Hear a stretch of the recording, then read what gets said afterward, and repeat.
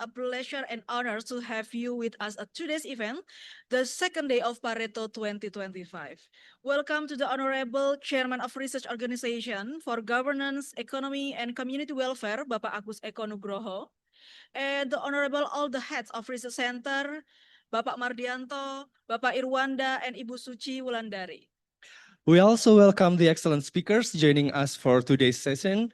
Tomohiro Hosoi from Gunma University, Japan, Satoshi Matsushita from IDE Jetro, Japan, Randy Paharun Wadipalapa from BRIN, Indonesia, Sadia Rahman from University Malaya, Malaysia, Gabriel Kehada Silva, Stellenbosch University, South Africa, Omar Naim Kucuk and Elif Inan from the Middle East Technical University, Turkey.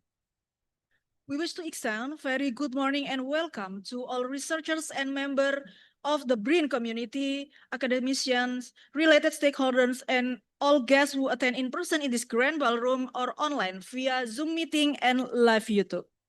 Assalamualaikum warahmatullahi wabarakatuh. Praise be to Allah Subhanahu wa Ta'ala, God the Almighty. With His grace, we can gather again here in the second day of PARETO 2025. This year's PARETO is taking the theme, Exploring the Global South, Epistemologies, Development Pathways, and Research Network. We give big applause for PARETO 2025. All right, ladies and gentlemen, my name is Dani. And my name is Andri. We meet again to the second day of PARETO 2025. Actually, I'm so appreciate with the participant of day 2 PARETO 2025 because even the weather is so gloomy, raining and cloudy, but the participant is still excited to coming here back to this venue and continue our next session. Let's give a big applause for all of us, the participants of PARETO 2025. Thank you. And for your information, PARETO stands for Symposium Praktisi and Periset Ekonomi, or Symposium of Economic Researchers and Practitioners, is an annual event since 2022, organized by the Research Organization for Governance, Economic Community Welfare, BRIN. This year's PARETO is also a part of the celebration of the 30th Indonesia National Technology Awakening Day, or we call it Hari Kebangkitan Teknologi Nasional, bangkitkan riset dan inovasi untuk merah putih. We give big applause for Harteknas. Harteknas celebration is an important moment for us Indonesia to appreciate and to advance technological developments. For this occasion, we work together with the Japan Society for the Promotion of Science, GSPS, IDE Jetro, and Perhimpunan Peneliti Indonesia. We invite speakers from all over the world, especially from Japan, South Africa, Malaysia, Turkey, etc. We expect a deep, meaningful, and thought-provoking knowledge-sharing session with all audiences as well. We would like to express our sincere appreciation to our sponsors and partners who have supported this event, such as PT Pupuk Indonesia Holding Company. Can we give applause to our sponsor? PT Erwindo, Perhimpunan Peneliti Indonesia, and IDE Jetro Japan. All right, ladies and gentlemen, to start this second day symposium, let's start with a simple prayer and blessing with Basmalah. Bismillahirrahmanirrahim. Now, to kick off today's session, ladies and gentlemen, we will have opening remarks from the organizing committee chair delivered by the head of Research Center for Community Welfare, Villages, and Connectivity to Ibu Suci Wulandari. The stage is yours, ma'am. Thank you.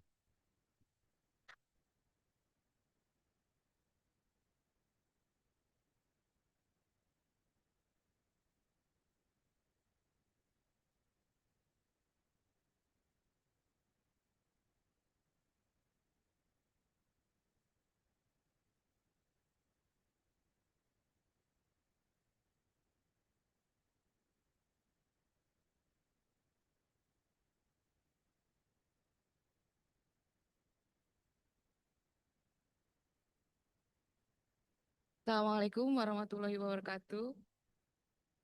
Selamat pagi, good morning, distinguished speakers, participants, colleagues, and esteemed guests. It is with deep appreciation that I welcome you to the second day of our International Symposium, exploring the Global South epistemologies, development pathway, and research network. On behalf of research organization for governance, economy, and community welfare, National Research and Innovation Agency, I extend my gratitude to all of you for your presence, your contribution, and your commitment to advancing critical dialogue and collaboration within the Global South.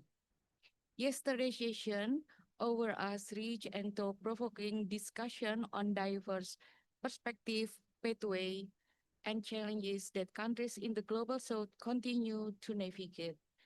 It was encouraging to see a convergence of ideas rooted in inclusivity, local wisdom, and transformative vision for development.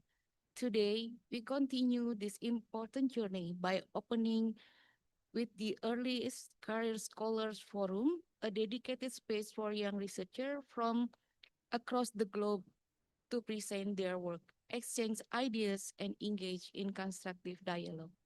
We believe this is a vital platform to empower emerging voices and nurture future leaders in the field of development studies. Simultaneously, BRIN will host the Researcher Forum, presenting four strategic panel discussion that explore critical national priorities, including governance transformation, rural prosperity, economic resilience, and inclusive industrialization. This session reflects our continued effort to ensure that research is not only academically rigorous, but also policy relevant and social impactful. Let's begin today's program. We wish all participants have a fruitful and engaging second day. Let's us use the opportunity not only to share ideas, but also to build lasting collaboration that can shape a more inclusive and sustainable future. Thank you very much. Thank you, Ibu Suci, for the warm welcome speech. We invite you to return to your seats.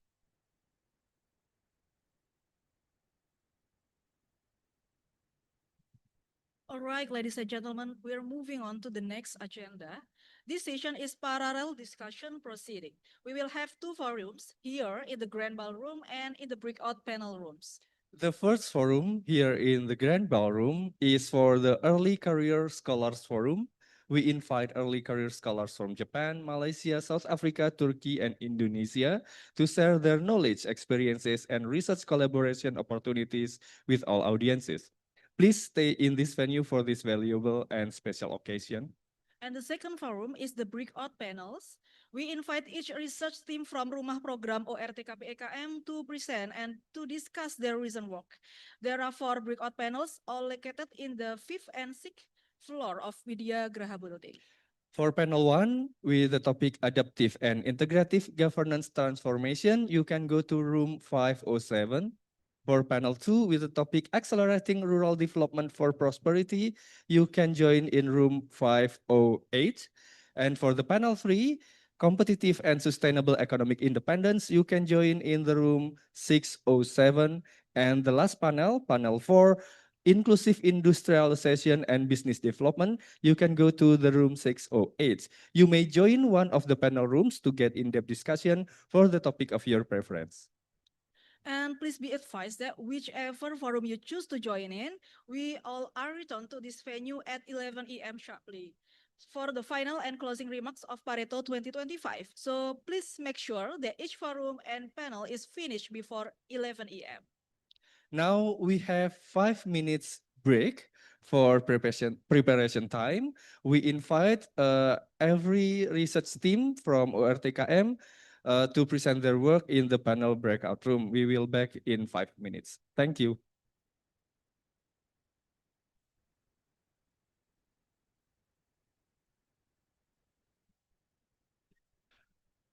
Kepada tim riset rumah program, disilakan untuk masuk ke ruang panel untuk presentasi dan diskusi tim riset. Untuk Bapak Ibu yang lainnya, silakan untuk melanjutkan tetap di sini. Untuk yang di breakout panel hanya yang presentasi rumah program ORTKP-IKM. Ya. Dan kami ulangi untuk rumah program 1, di ruang 507, rumah program 2 di ruang 508, rumah program 3 di ruang 607, dan rumah program 4 di ruang 608. Terima kasih.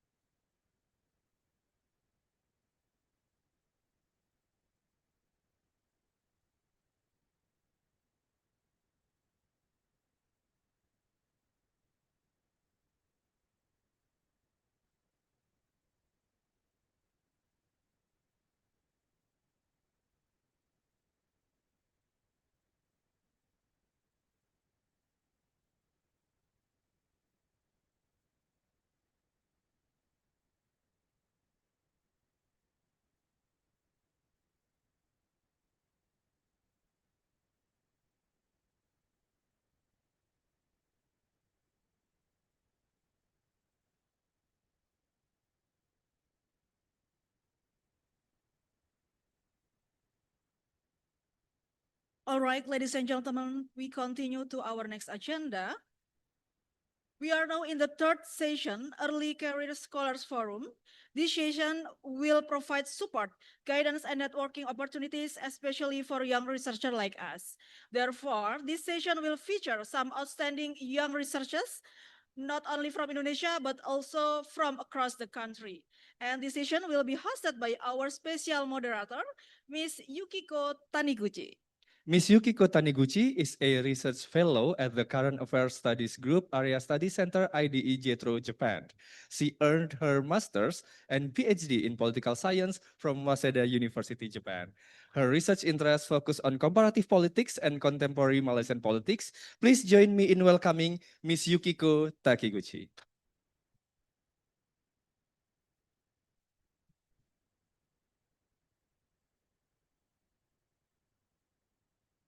Baiknya.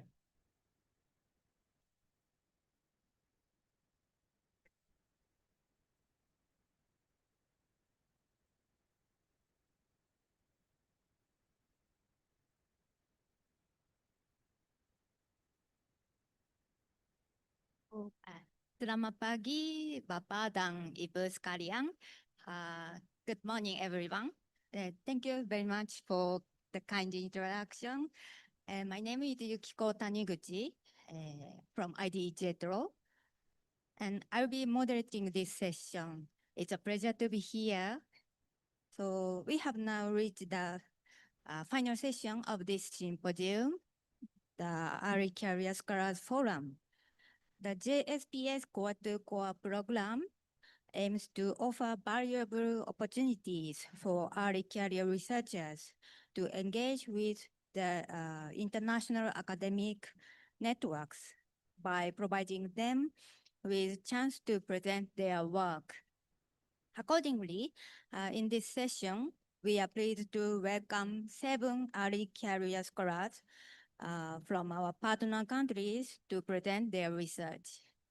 So let's welcome our speakers with a warm round of applause. Please come up to the stage. Dr. Tomohiro Hosoi from Gunma University, Japan. And Mr. Satoshi Matsushita from IDE, Japan.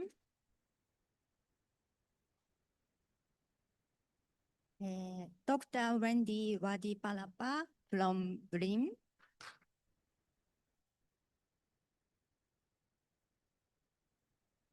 Dr. Sadia Lamang, University Malaya from Malaysia.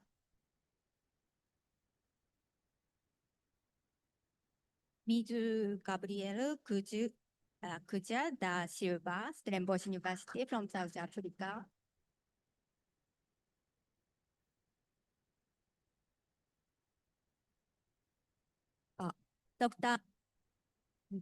Dr. Omer Naim Kuchuk from Middle Eastern Technical.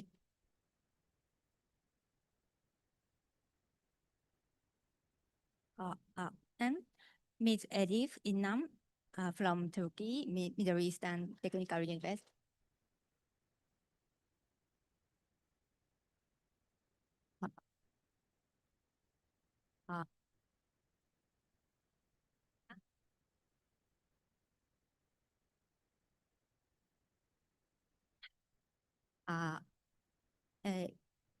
So each speaker will have 10 minutes, from 10 minutes to 15 minutes for their presentation.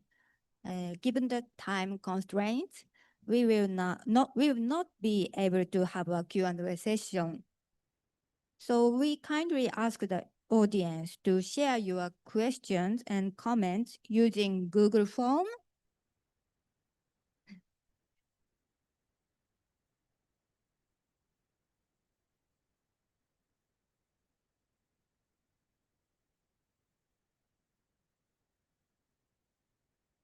So you can scan this QR code to submit your comments. The form is open throughout and after the session. So we would greatly appreciate your input and feedback to the presenters. So let us begin. First speaker is Dr. Tomohiro. So the floor is yours.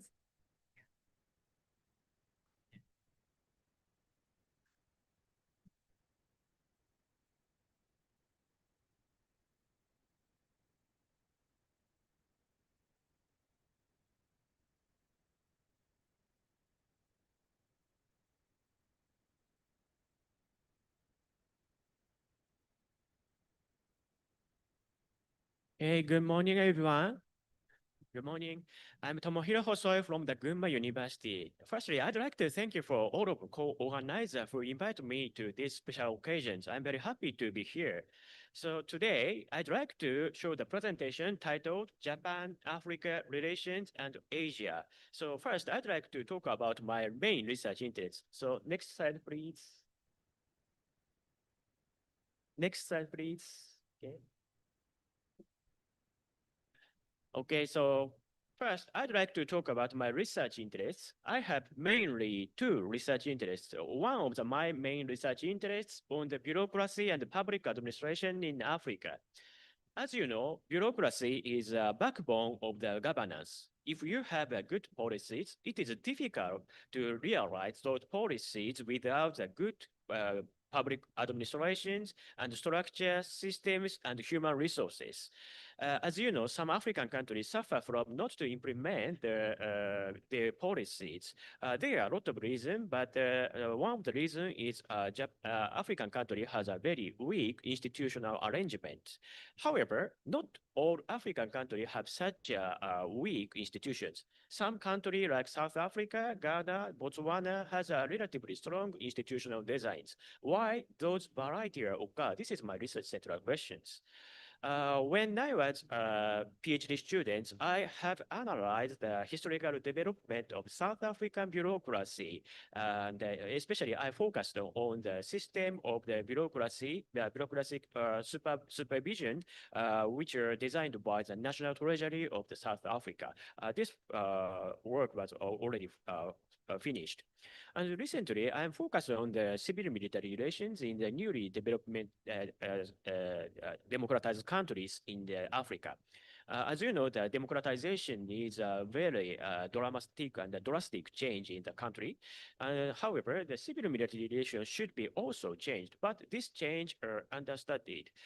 Military is one kind of the bureaucratic organization, so I'm relatively study in the collaborative research with other researchers. But I'd like to talk about my second interests on the Japan-Africa relations, or which I'd like to talk about today. So next slide, please. So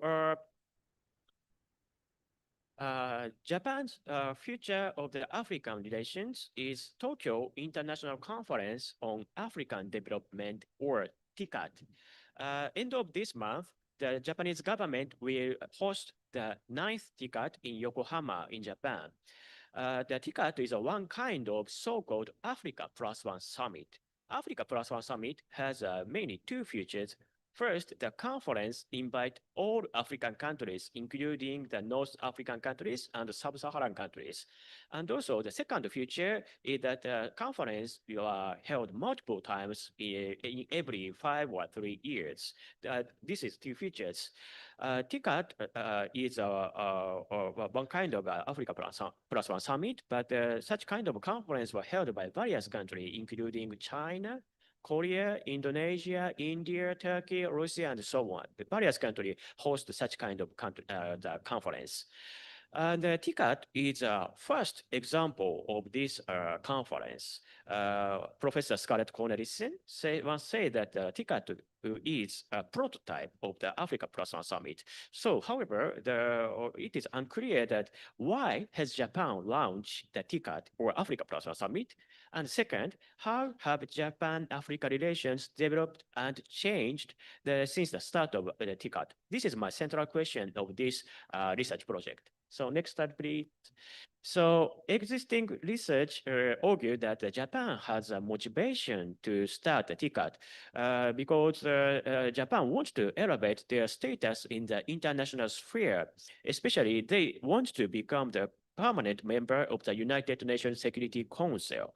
To do so, Japan started TICAD. This is a main explanation to why the Japanese government started TICAD.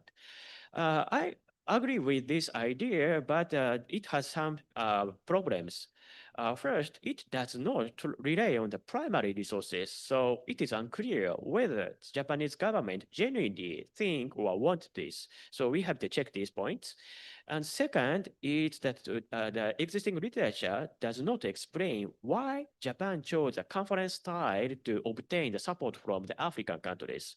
There are another ways to gaining support by the African countries, for example, expanding the ODA and so on. So why Japan began to the conference style is unclear.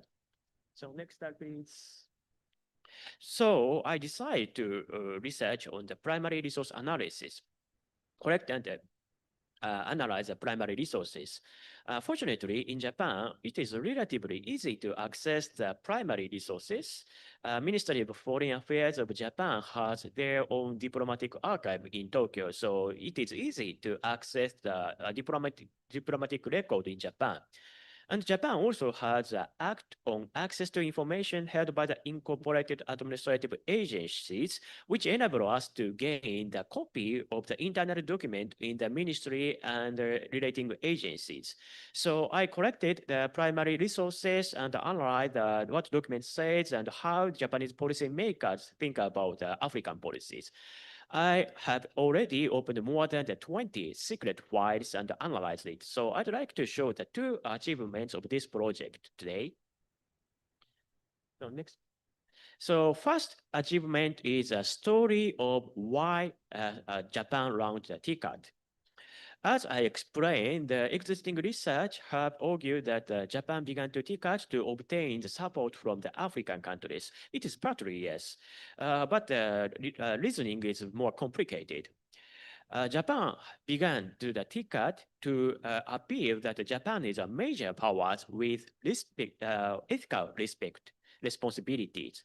In the early 1990s, when Japan began the TICAD, the relationship between the Western country and the African country had some problem due to the implementation of the economic structural adjustment programs.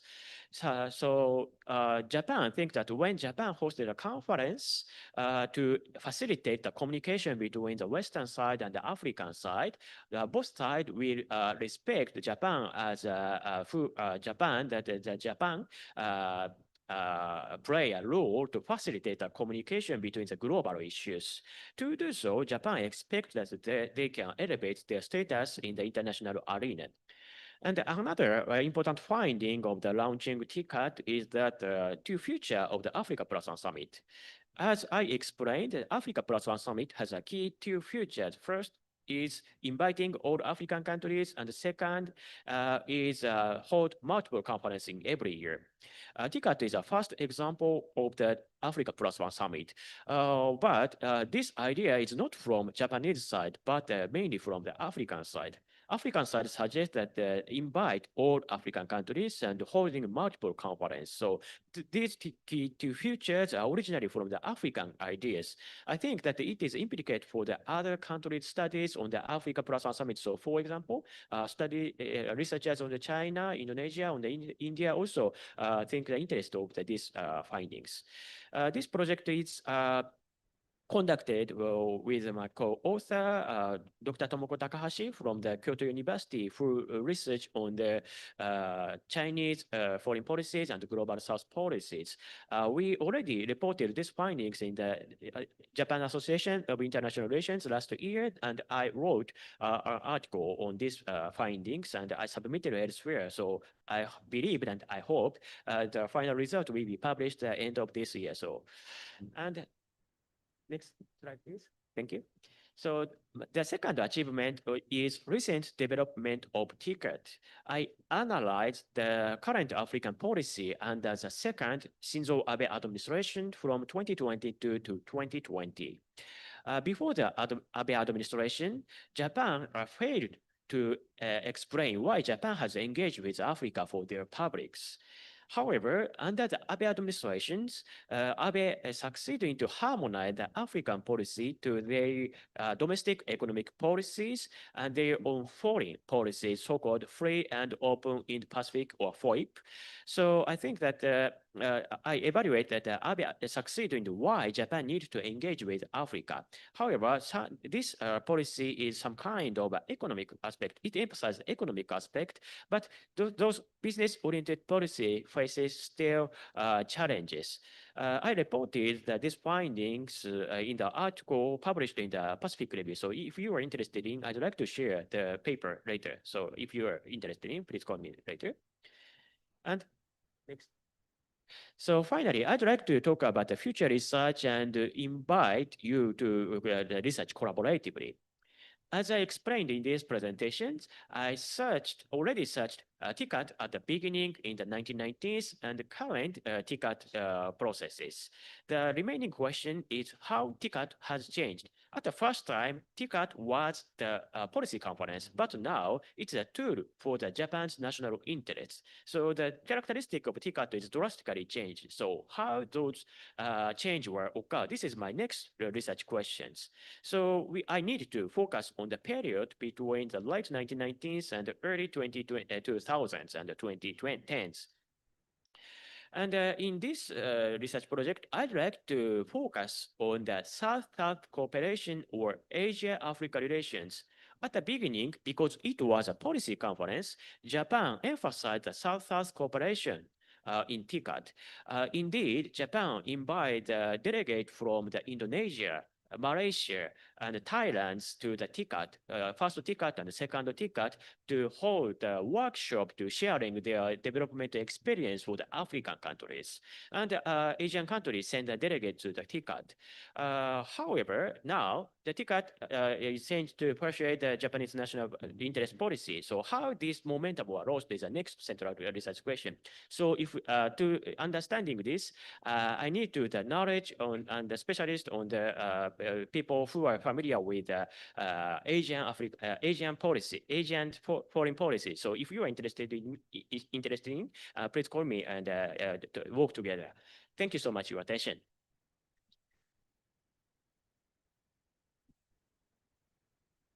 Thank you for your presentation. So please feel free to share your comments for Kim through the online form. So now let's move on to the next speaker, Mr. Satoshi. The floor is yours.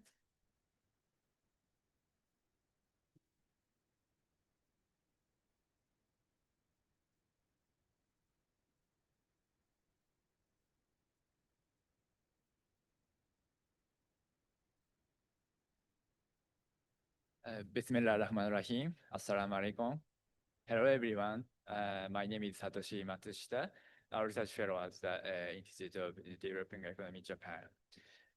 First of all, I would like to express my sincere gratitude for the opportunity to make me a presentation today.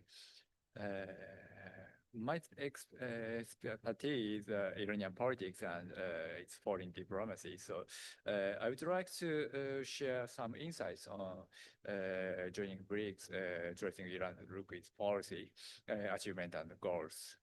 Next slide, please.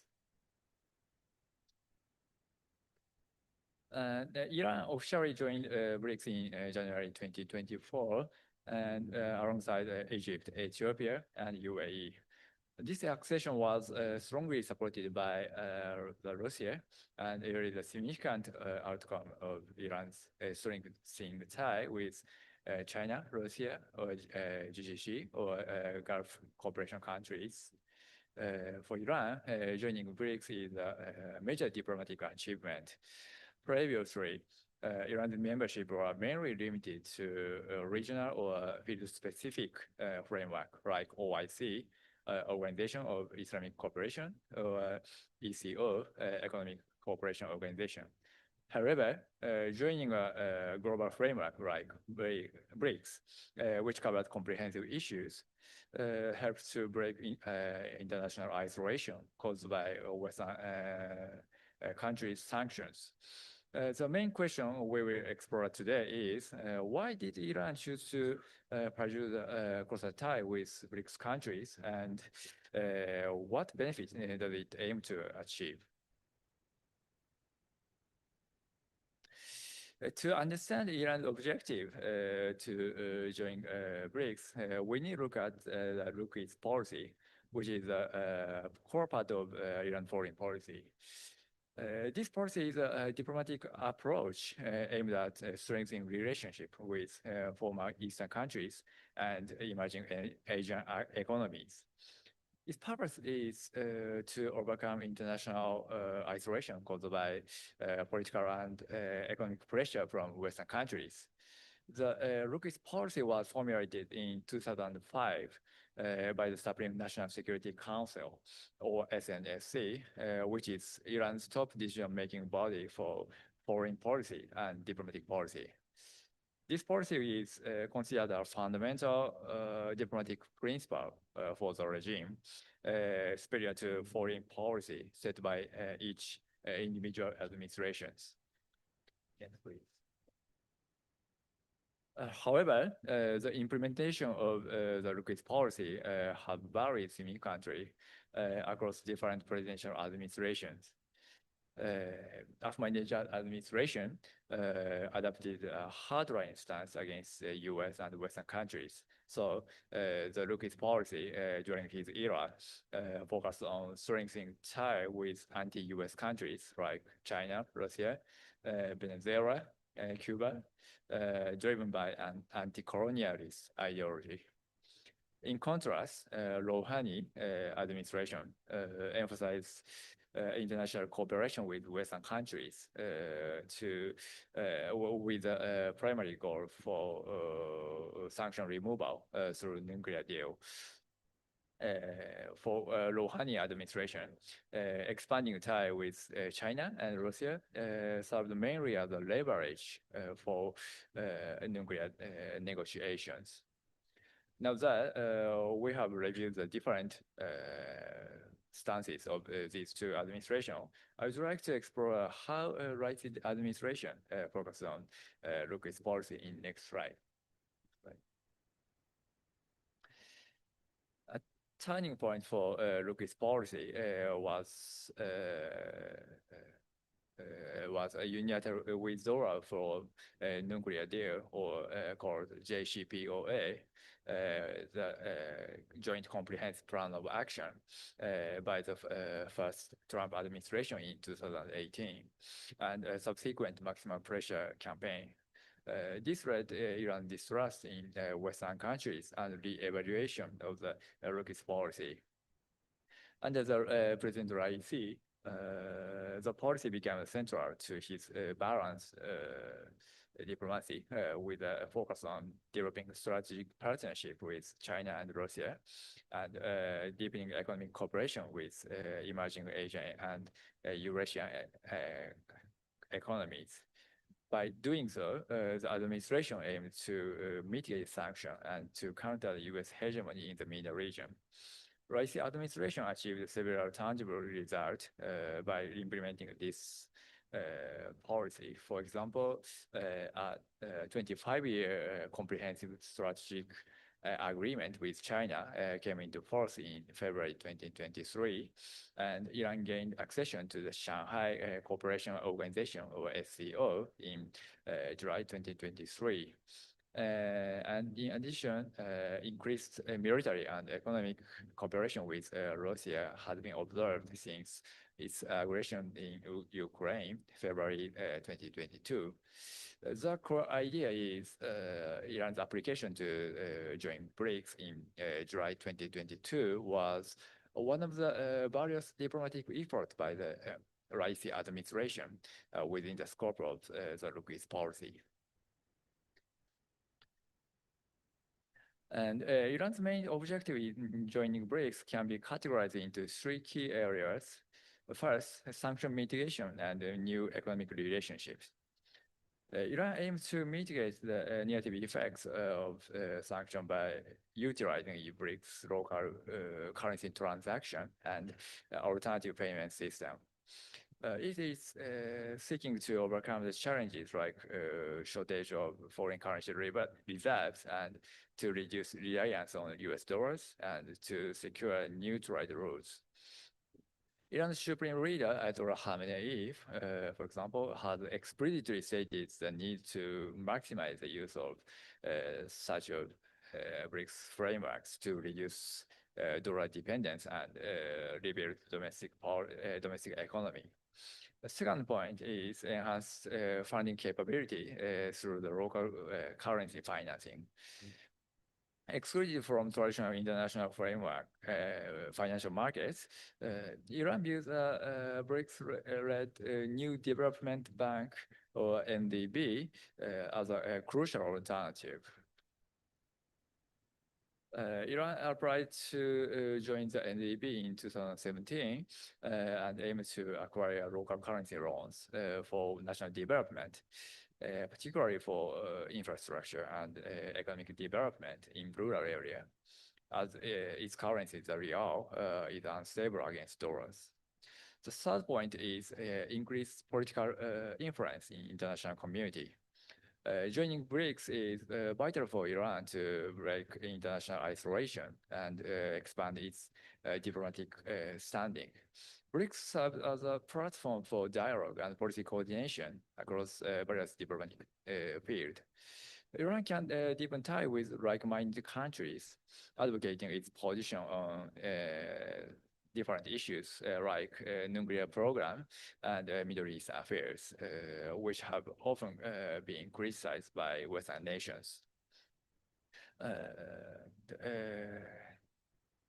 The Kazan Declaration issued at the 16th BRICS Summit in October 2024, which Iran had attended for the first time as an official member, strongly reflected Iran's position on nuclear issues in the Middle East, symbolizing diplomatic achievement.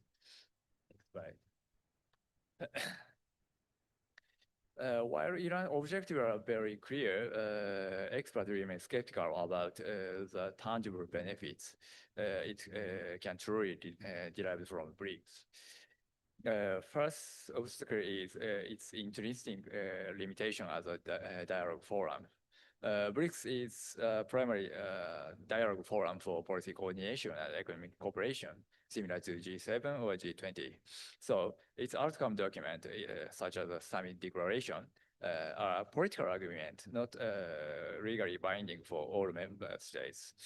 In addition, there are differences among member states regarding whether BRICS can be explicit counterforce to the Western-led international order. India, for example, maintains a close tie with Western countries through framework like Quad or QUAD, and is reportedly against positioning BRICS as an anti-Western bloc.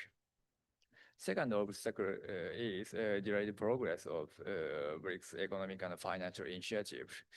A significant portion of NDB loans, for example, are still denominated in US dollars and have not yet achieved a scale of local currency lending that could truly challenge the dollar's dominance.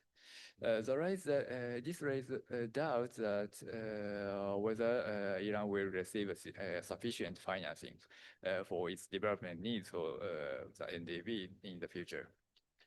Despite these skeptical views, however, the President Pezeshkian, the successor of President Raisi, is committed to strengthening cooperation with BRICS countries and global South countries, even while navigating the unexpected passing of former president.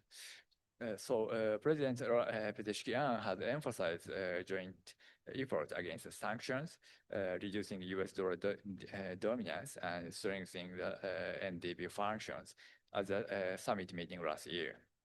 In conclusion, Iran's participation in BRICS is a crucial step to increase the international influence and deepening tie with anti-Western countries like China and Russia. While it not may be a fundamental solution for severe economic environment in Iran, there is undoubtedly a significant move to break its isolation and enhance international standing. Thank you very much.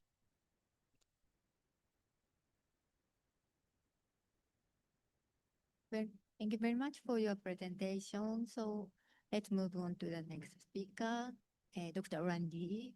The floor is yours.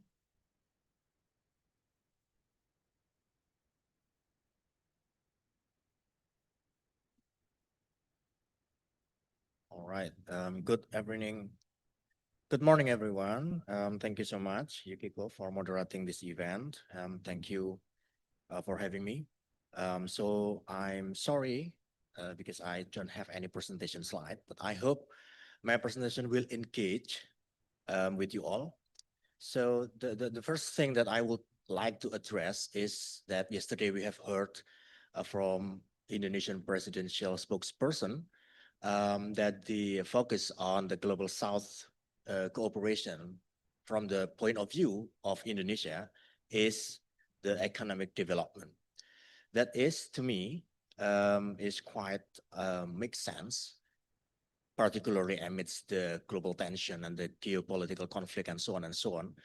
But then it also highlights another problem that become very understated in the Global South dialogue, that is about the democratic breakdown that came with the economic development program. So I would like to address this specific issue with the study case in Indonesia context. All right, so in that sense, I think it is also a big element in the room to not discuss the problem, the power imbalance on the central government and the local government that happen everywhere actually in Global South countries, I note a lot of cases in Africa and then also in the Latin America and also in the Southeast Asian countries that still struggled with the case of how the government manage the power tension between the central and the local.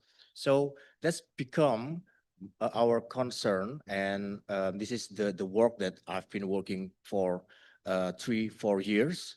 That is about the issue on the decentralization progress in Indonesia, right? So we would like to evaluate 25 years since the first decentralization program began in Indonesia. And actually the IDE has started the first, I think the first comprehensive survey on the local government in Indonesia 20 years ago.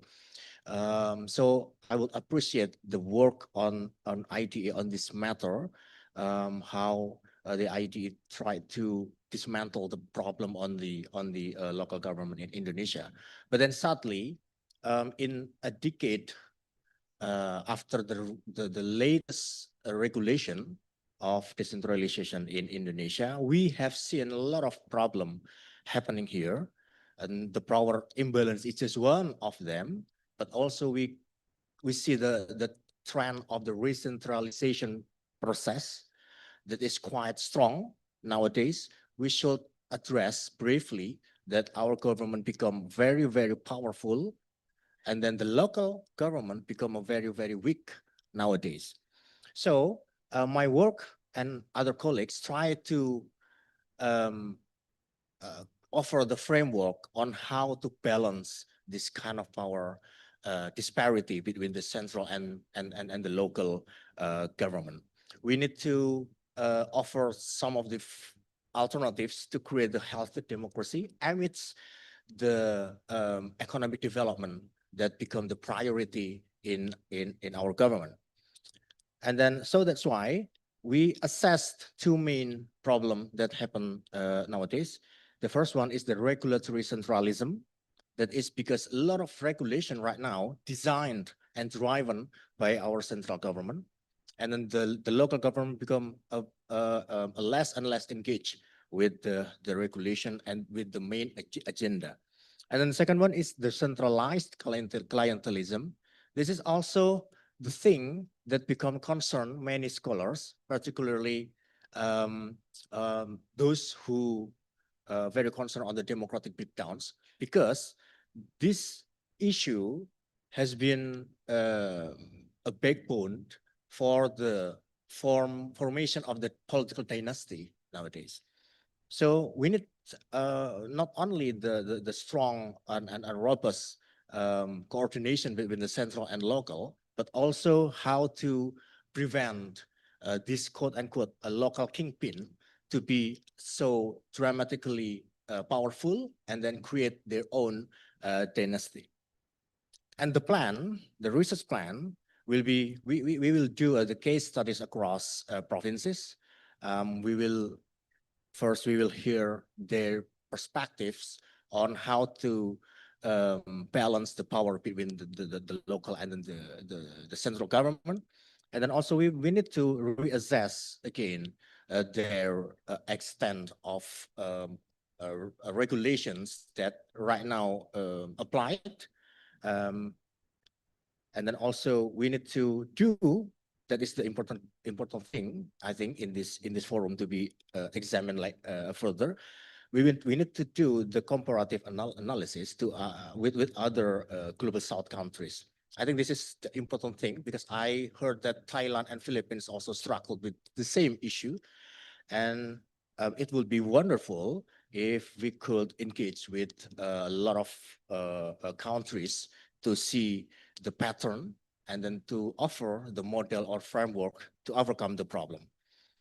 And then also the recent collaboration among the global countries is around how the centralization plays out in different settings. So in Indonesia, we maybe all of you have been familiar with the Makan Bergizi Gratis or free nutritious meals. That is the ambitious program from our president, President Prabowo, and then the big funds has been spread out across the country, but sadly, not even one of the local government engaged actively in that program. So we need to know more of how this kind of recentralization contribute to the exacerbation of democratic regression in Indonesia, and also how it compared to other settings. And then also to co-develop a framework to overcome the democratic decline. Well, it's been, I think, 4 or 5 years since my first article about the democratic decline in Southeast Asia. And we see that the symptom of the democratic decline has only worsened, and it's not improved well for a couple of the years. Even during the power transition, we can see a lot of problem there. So I hope this discussion could ended up with a fruitful alternatives on how we react to the very concrete problem across the countries. Thank you so much.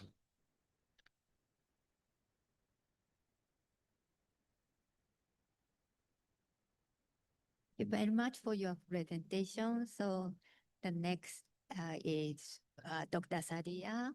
The floor is yours.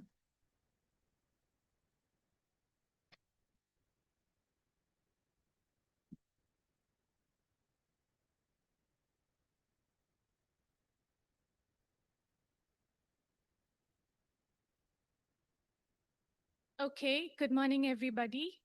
First, I would like to begin by thanking IDE Jetro, Dr. Koichi, and also my colleagues from University Malaya, and special thanks to BRIN for hosting us. It has been a delight event, of course, and I have learned a lot from yesterday's discussions and debates. The presentation which I'm going to make today is actually a kind of a reflection which I made in the past, which was probably in the month of May or June, when I was giving a presentation on Bandung in New Delhi. And it was about the idea, because this year is the 70th anniversary, and that's how we talk about Bandung spirit. So then I realized that, okay, I need to go back to revisit my own research and try and understand that what is the ideational perspective of it. So yesterday we were talking a lot about Global South in the context of the terminologies. We all know, and I don't have to repeat again, that Global South is a contested concept. We agree with that, and we also understand that Global South is debated, it is not monolithic, etc., but it is a dynamic category which talks about geopolitical positioning, development trajectories, and normative aspiration. From yesterday's discussion, we also understood that state's perspective in terms of Global South, and we also understood in some ways that Global South is talking about creative economy, digital innovation, all of these things are happening in Global South. But I think in the second session, Professor Maliha talked about the ideational aspect of it, and my presentation is about that. And I think it is very important to talk about this. Yes, we have speakers here who has given state's perspective, but we don't talk in the context of ideational terms or the idea of Global South or how the world order is right now. I think that we are missing a point here. So my presentation would perhaps make you think about it. And I know it's not something new, but I would like to contribute my way of vision in this order. So this title is something reflects that, which is about Global South, global shift, contesting norms, reconfiguration, a critical engagement, etc. So this presentation generally takes you to a journey that what is Global North, how is order defined in Global North, etc. And then suddenly I take you to a journey about Global South also. So there is a contrast contestation as well. And then you try and understand through my vision that how global IR we are seeing in debates right now, which Amitav Acharya also talks about it definitely. And this is actually gaining momentum right now. That is why we call this as ideational momentum. And we see from Global North that we were very normatively dependent on terminologies and aspects of order, et cetera, et cetera. But right now, with Global South gaining momentum, of course, the States doesn't use it, but academically, it has gained momentum a lot. So I would try to shed some light in terms of plural epistemologies as well, because we need to discuss that too. So next slide, please. Yeah. So something here in terms of order, I'm not discussing something very new here when you see the idea in terms of what is order, contemporary shifts in the order. We talk about liberal international order decline, et cetera, et cetera. But let's talk about something as in terms of order itself. From Global North and scholars from Global North, we're made to think in terms of order, something which is very given. Okay, it is very natural in terms of political order, global order, geographical space, et cetera, et cetera. So we take this as for granted, and sometimes we don't define order in that sense. So, and then order obviously has been argued in the context of post-World War context, et cetera, right? So Robert Cox is one of those scholars who actually challenges this, and he talks about something order not usually what is presented to us, but order can be in a pattern way as well, which means that it can be a state of turbulence as well. Order can be in a state of just chaos as well and conflict as well. So this includes conflict, hierarchy, change, etc. And it also talks about historical plurality. So Robert Cox gave us this definition that there is no singular world order as well. And unlike the Western liberal IR, which takes us to the journey of stability, democracy, free market, multilateralism, it's a kind of a universal normativity. But with Global South, with Cox's definition, we try and understand there are multiple historical orders, of course, and that is why we see different Global South experiences itself. And you see localized agency in Global South, region-specific as well, and that is why we have AFC, FTA, CELAC, IBSA, et cetera, et cetera. But there are also scholars like Cooper, which has written a book on breaking of the nations, and he actually defines order in a different way. And he has given order's definition in the context of pre-modern, modern, and postmodern, which means that he has created binaries in the international order. And when he talks about pre-modern, he talks about Somalia, Afghanistan, in the context that these are not civilized states or failed states.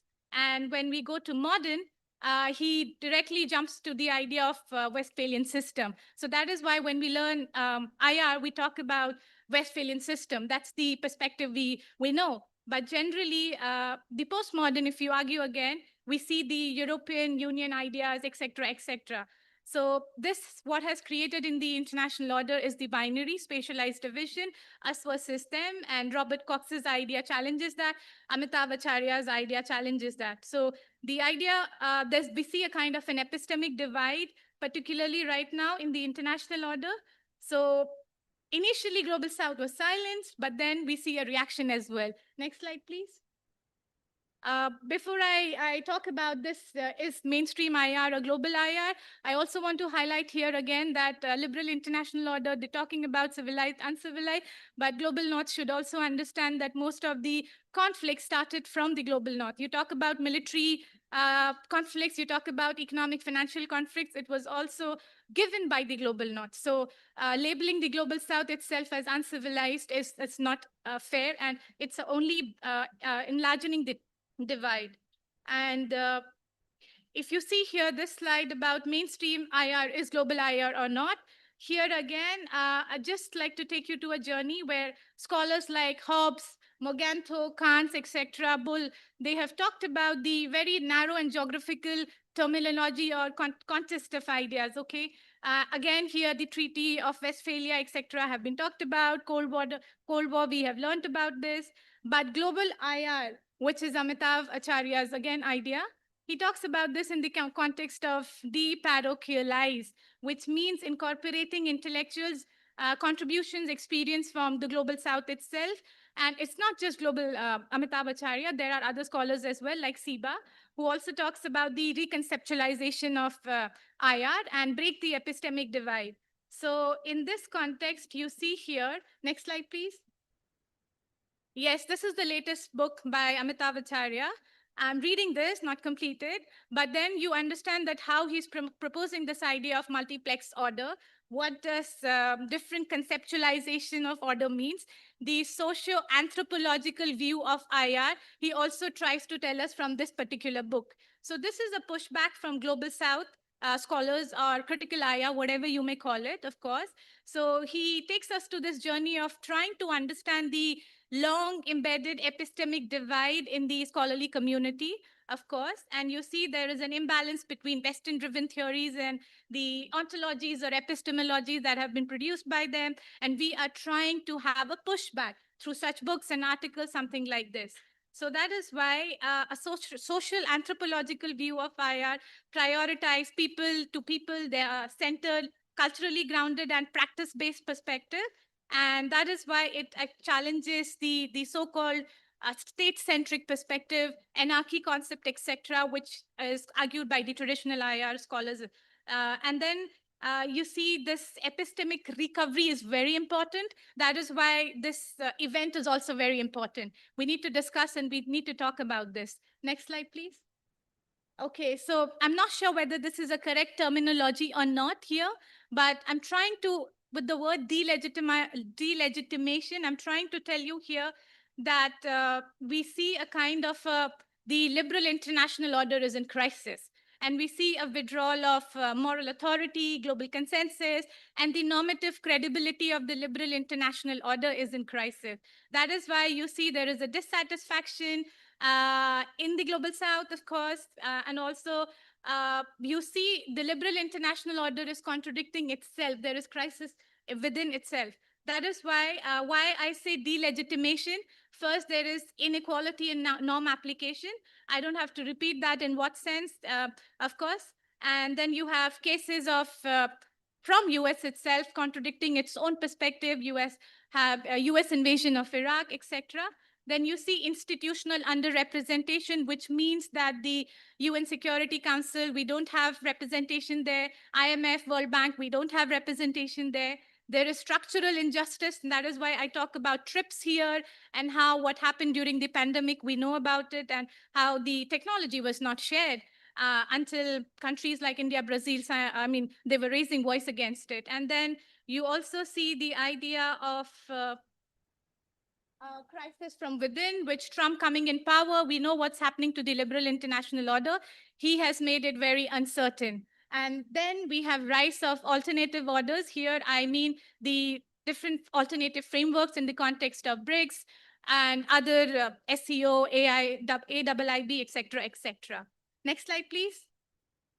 Okay, so this is what I call, initially the Global South was reacting to it, a passive recipient, whatever you can call it, in terms of post-colonial to early 2000. And that is why, if you see this, we see a momentum of colonial exclusion was there, that is, and then you see Cold War black bloc manipulation was there. Then you see there was a kind of reform movement for IMF and World Bank structural adjustment as well. Neoliberal hypocrisy was there in terms of Western states advocating for open markets while simultaneously protecting their own domestic markets also. So, I mean, this is what Global South was doing in the early 2000s. Next slide, please. Okay, so these are the alternative frameworks still in the early 2000s, where we witnessed the NIEO, of course. We also witnessed reform movements in the context, I mean, non-alignment movement was there. OPEC, which is Organization of Petroleum Exporting Countries, which was founded by Venezuela, Saudi Arabia, Iraq, Iran, Kuwait, etc., to reclaim oil resources control, etc. But these are, I mean, you can argue that these are failed structures, of course, but then it leaves a mark in terms of activism. It leaves a mark in terms of telling us that, okay, we were trying to reform or ask for alteration, of course, but it was just actually, we demanded that quite early when the world was not ready for it. But now we see what has happened in the current context. Can you go to the next slide, please? This question is, no, next slide, please. Next slide. Yeah. Now my question here is Global South is re-architecting. In my understanding, right now we talk about BRICS, of course, we have AFCTA and other IBSA, CELAC, etc., etc. BRI is there, of course, and there are different notions and narrative itself, South-South financing and Amitav Acharya's multiplex order, etc. NDB is there, all of these are existing as a framework, as an alternative push to have a re-architecturing of the liberal international order. But I would like to make a point here that re-architecturing, when I say here, it's not something that we can achieve. In my perspective, can you go to the next slide, please? Okay, so this is something which Amitav Acharya has again argued in the context of universalism, etc., which I've already mentioned also. Next slide, please. But my main thing here I would like to point out here is when I say re-architecture, I try to emphasize here that there is a rupture, of course, in the international system. Re-architecturing, of course, I'm not arguing in the context that it has completed. It is an ongoing process. Will it ever complete? I don't know this, okay? Because Global South itself is a very contested idea. We have heterogeneity in Global South itself. And the idea of agenda setting power, or whether the Global South will institutionally be able to have or make a transformation, these are questions that we can only know in time, or it can never happen also. But I see this right now, that some process is still happening. And if you see in the context of creating a multiplex order, definitely we are in the process of it. But how much we can challenge epistemologically, that's a question. So next slide, please. That is why I end here by saying that my presentation was here to tell you all, raise some concerns in this context that, okay, Global South, they are making initiative. It's a rupture, but then how we end, and I mean, it is upon us to hold back and look into the heterogeneity itself and not fall into the trap of essentialization, which the liberal international order itself has done it. Okay, thank you so much. Thank you very much, Dr. Sadia. So let's move on to the next speaker, Ms. Gabriela. The floor is yours.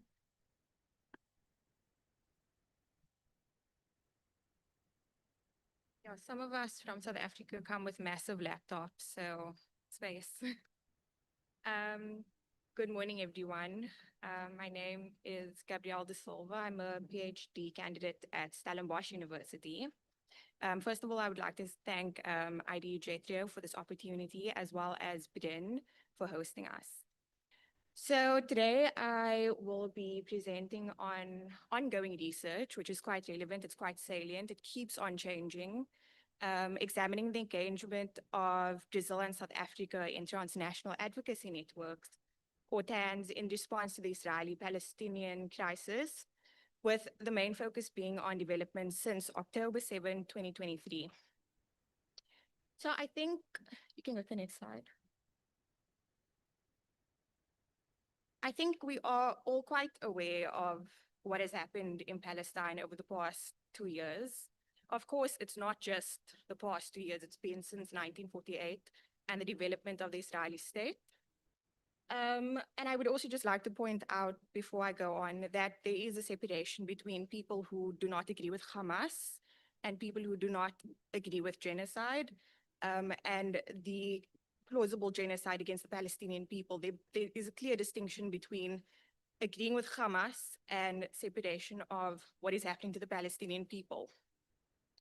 So, of course, October 7, we had the Hamas-led incursion into Israel, but the response of the Israeli state has been, it has come under so much attack from the international system.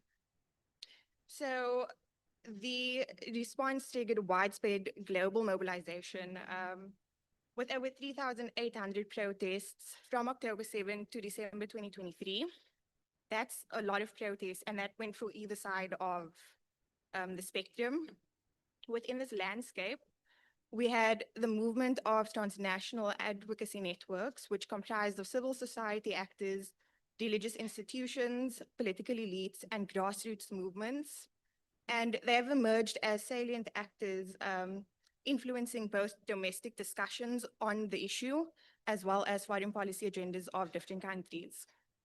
So Brazil and South Africa are two prominent global South actors, and they've articulated very different responses to the region and to the issue in the region at the moment. So it offers quite a compelling site for comparative analysis. Okay, next slide, please.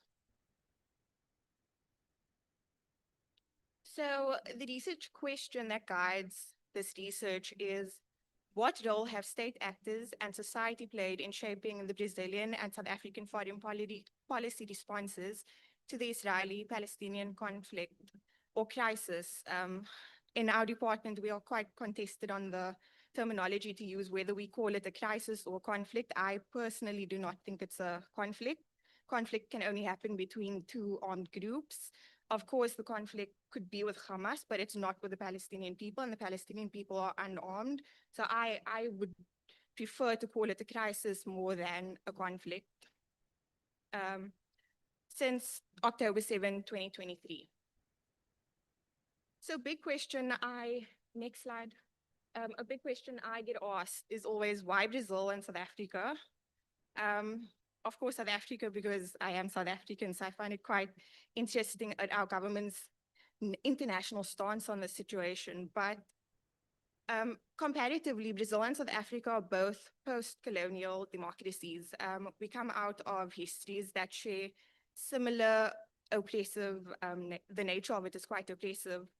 And we also are countries with quite significant regional influence. And we participate in in similar forums such as BRICS and IPSA.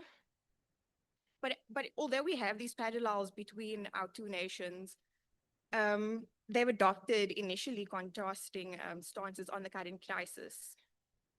This divergence presents an opportunity to examine how historical memory, ideological cleavages, domestic constituencies, and normative commitments shape foreign policy. More importantly, it allows for a deeper understanding of how both supportive and oppositional advocacy networks interact with and within state institutions in the Global South context.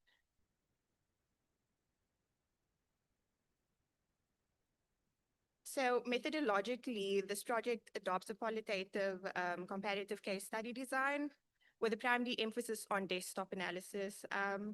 The core research obviously relies on a collection and interpretation of secondary sources, including academic literature, official government statements, foreign ministry communiques, civil society publications, media articles, and policy documents. However, to supplement this, we've decided to do some field work, and we will do semi-structured interviews with a variety of different actors, both in Brazil and South Africa. So when I decided on this topic, there was a lot of literature on transnational activism in the international sense, but not a lot from a global South sense.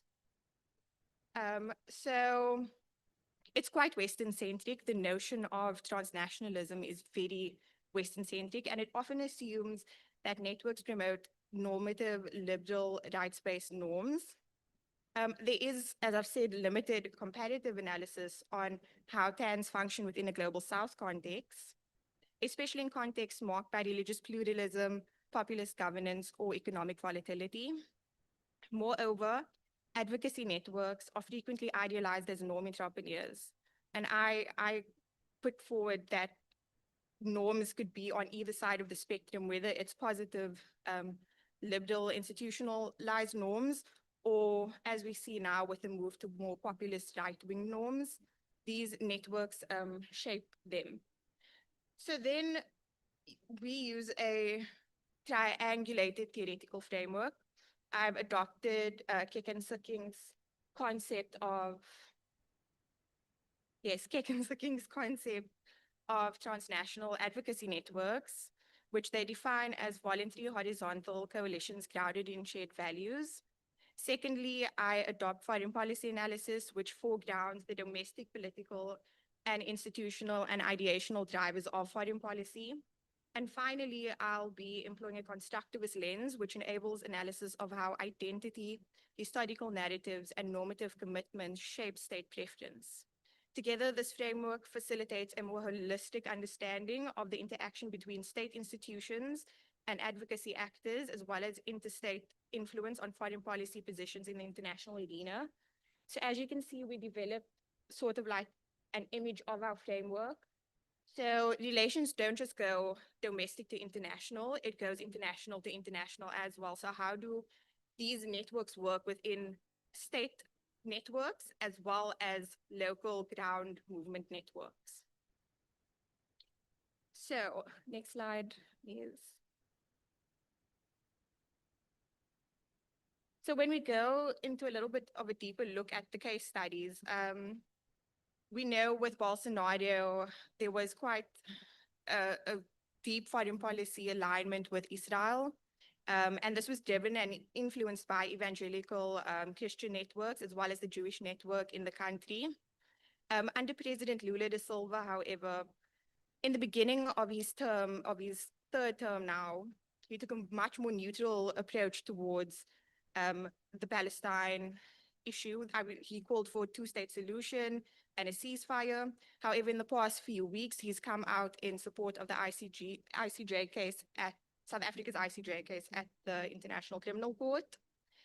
Despite the shift, there's been a lot of pressure in Brazil, and it remained salient last week. They had a protest against Lula, Bolsonaro's support base, which obviously is a massive part of what Lula needs to win the next election, and that could influence Brazilian foreign policy either way. And then not only is it the Christian network that is trying to like shape Brazilian policy, it's also meat exporters, economic actors, and networks that influence them. So here we can see TANs function as facilitators and constraining forces, creating a fragmented advocacy environment. Next slide, please. And then in the South African case, by contrast, as a country, we've pursued a much more consistent and assertive pro-Palestinian stance. The government's framing of the conflict through the lens of the apartheid era has resonated with the historical identity and diplomatic posture of the country. The decision to bring a genocide case against Israel at the ICJ has been bolstered by strong domestic support from religious organizations, civil society networks, and the former ruling and now largest coalition partner in our new coalition government, the ANC, the African National Congress, as well as a network of professional and academics within the space. In this context, the alignment between state and domestic society is more pronounced, allowing for a more unified and legally framed foreign policy position, with South Africa attempting to position itself as a norm entrepreneur within the global South context in relation to human rights violations and norms. However, it should be noted that these networks are not absent of oppositional networks. For example, we have a number of individuals such as our ex-Chief Justice Motsweng and the Jewish Board of Deputies, as well as some partners within the coalition government who have now said that they don't believe that Israel is committing a genocide. So there is double standard within South Africa as well, and it's not just one homogeneous idea of transnational movements. Next slide, please. So while both states articulate this global South solidarity and different international legal norms, there are key divergences. So in Brazil, foreign policy is shaped by internal ideological contestations and the need to balance economic and religious interests. In South Africa, however, foreign policy is underpinned by strong model framing and reinforced by broadly aligned advocacy ecosystem. These differences underscore the contextual heterogeneity of TAN's influence and challenge any notion of a uniform global South response. So the next slide, these are my preliminary findings, but they are subject to change, of course, as the issue develops in the Middle East.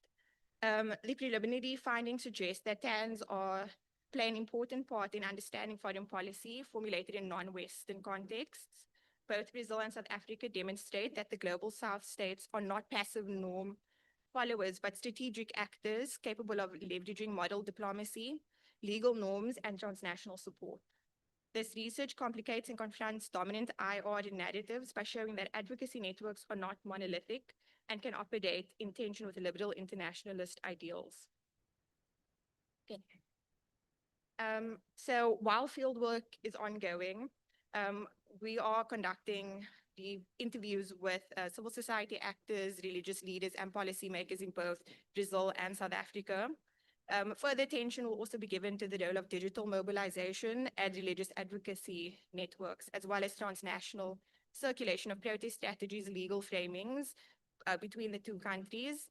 Ultimately, the project aims to define and redefine our theoretical understanding of transnational advocacy networks, while offering practical insights for both advocacy networks, policymakers, and professional networks dealing in human rights issues in the Global South. Thank you so much for your attention, and I welcome question and feedback and suggestions on how this work can be sharpened in the next phases of my research. Thank you. Thank you very much for your presentation. So let's move on to the next speaker. Dr. Omer, the floor is yours.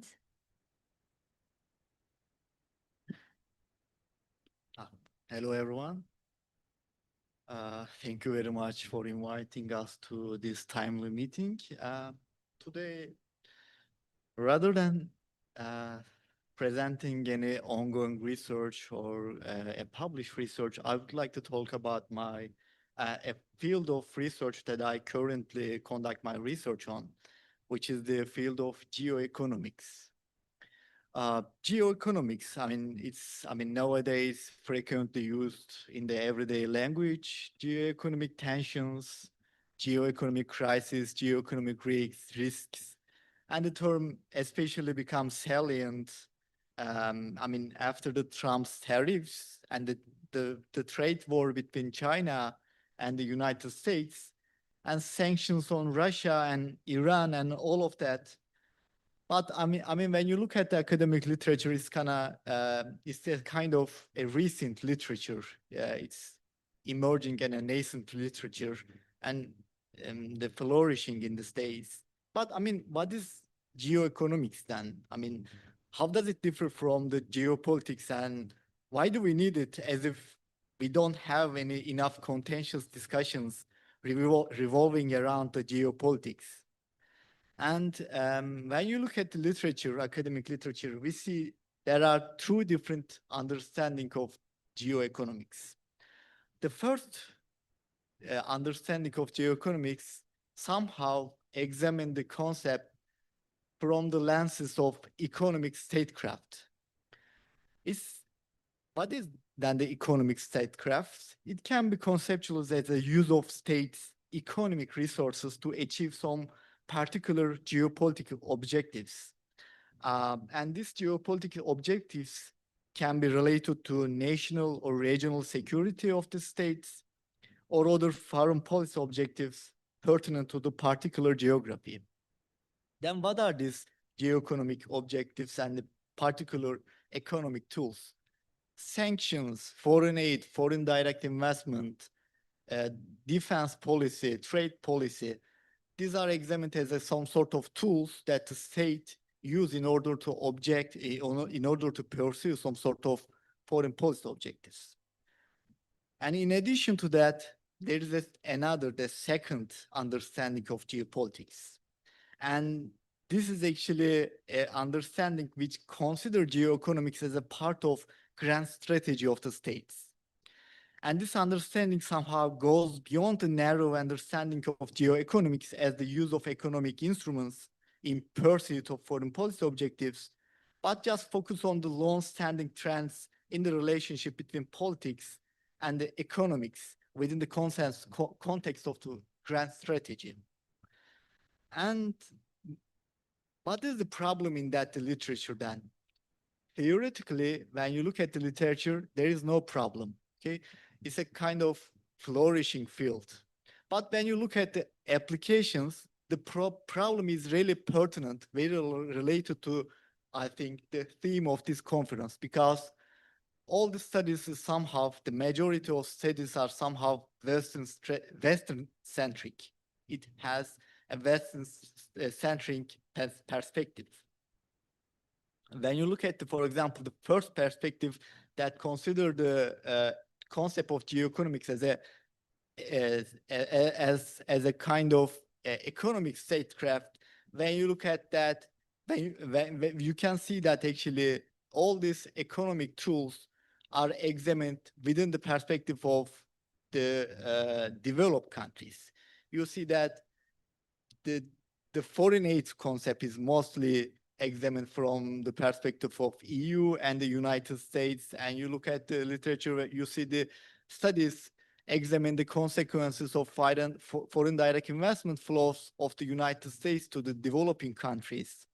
And when you look at the second perspective, it is also conceived that only great powers may have a grand strategy, and hence geoeconomics is somehow naturally constrained to the study of cases of great powers such as US, China, and the EU.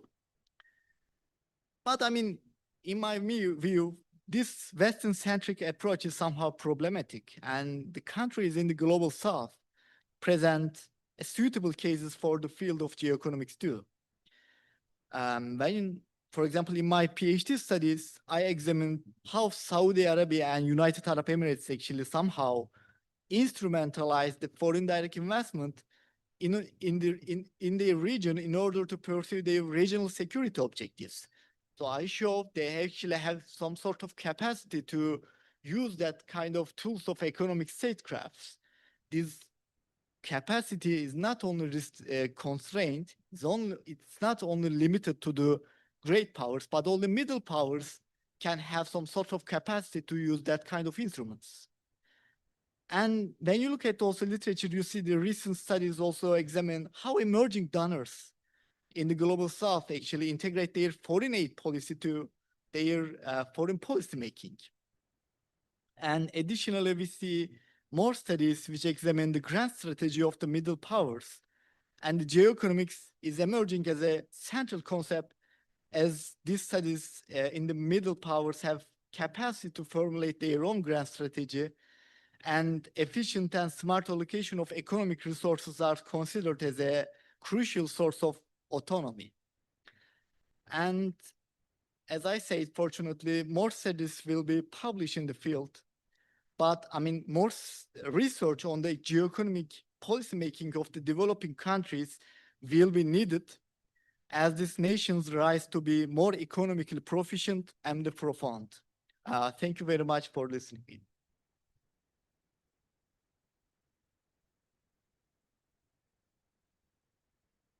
Thank you very much. So let's move on to the next speaker, Ms. Elif. The floor is yours.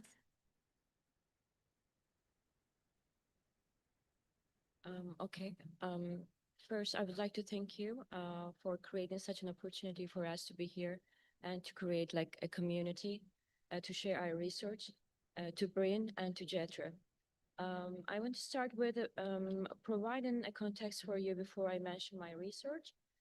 The October Revolution started in 2019 as a protest movement in Lebanon, and it revealed an unprecedented rupture in the Lebanese society.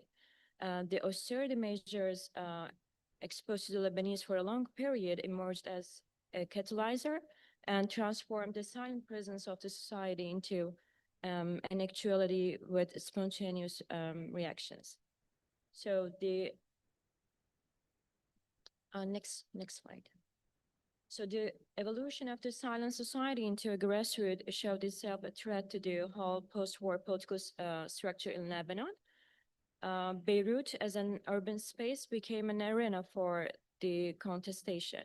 So some urban spaces, such as the Metro Square and also the downtown, they carry diverse symbolic links for the Lebanese society. They were chosen to raise the popular expression by the protesters. So this spatial reality imposed on the Lebanese by the Lebanese sectarian and neoliberal order was challenged and raised an inquiry about how urban space function as an arena for resistance. Next one, please.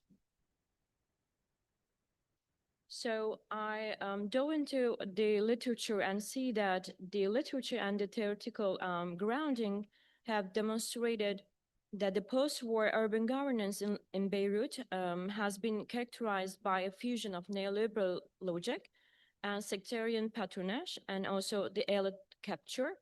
And also it produced a fragmented and exclusionary spatial landscape.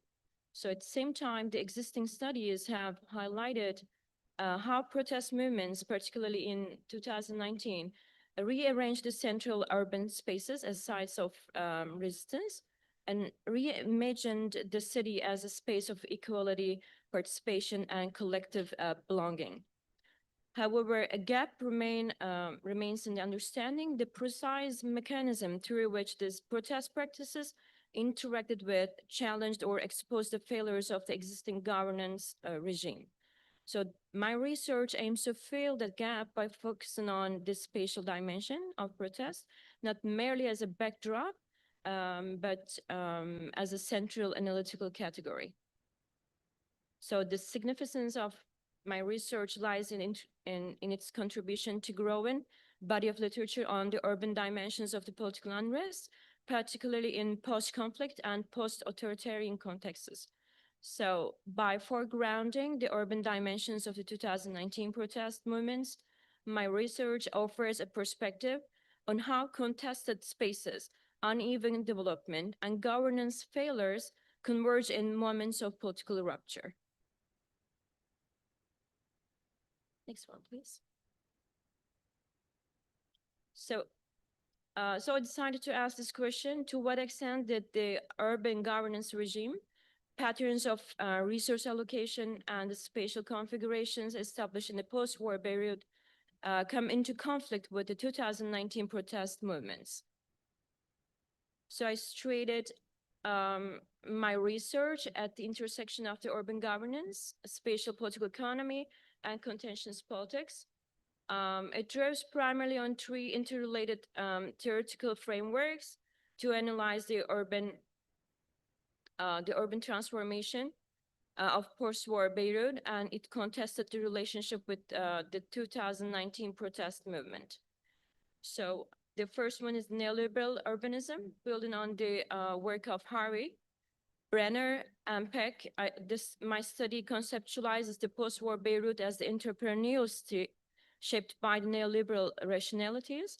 The urban governance regime that emerged after the Civil War is characterized by the marketization of the urban planning, public-private partnership, and the increasing dominance of the real estate capital over the collective interests.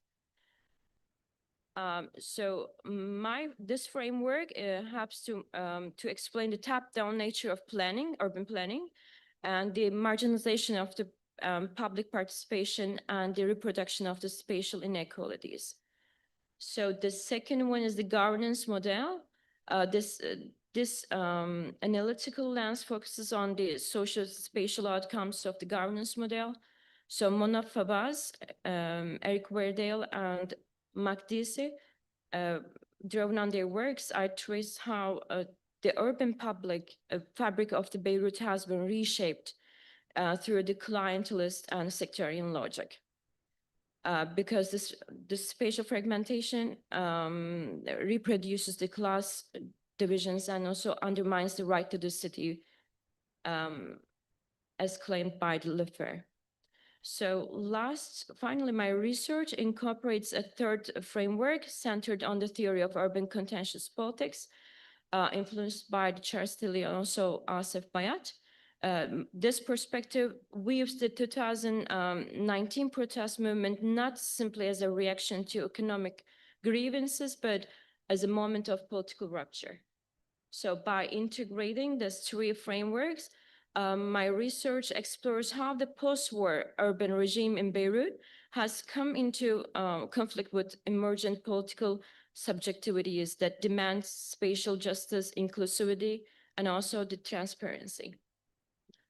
So therefore, I adapted qualitative case study-based research design, and the rationale for this design aims to uncover not just the observable phenomenon, but also the underlying structures, meanings, and the processes of the contention. So next one, please. My research employs multiple qualitative data collection methods. So in-depth interviews will be conducted with the urban planners, municipal officials, and also activists, architects, NGOs, representatives. So I'm systematically analyzing now the urban planning documents, legal regulations, policy reports, donor strategies, and the municipal communications. I also analyze the newspaper articles, social media posts, protest materials, like the banners, murals, and slogans, and the activist blogs to remix QDA to reconstruct the discursive and symbolic strategies used during the 2019 uprising. I will be using maps and satellite imagery of protest spaces to analyze the spatial occupation, patterns, and also transformation in the symbolic order of the city. So overall, next one.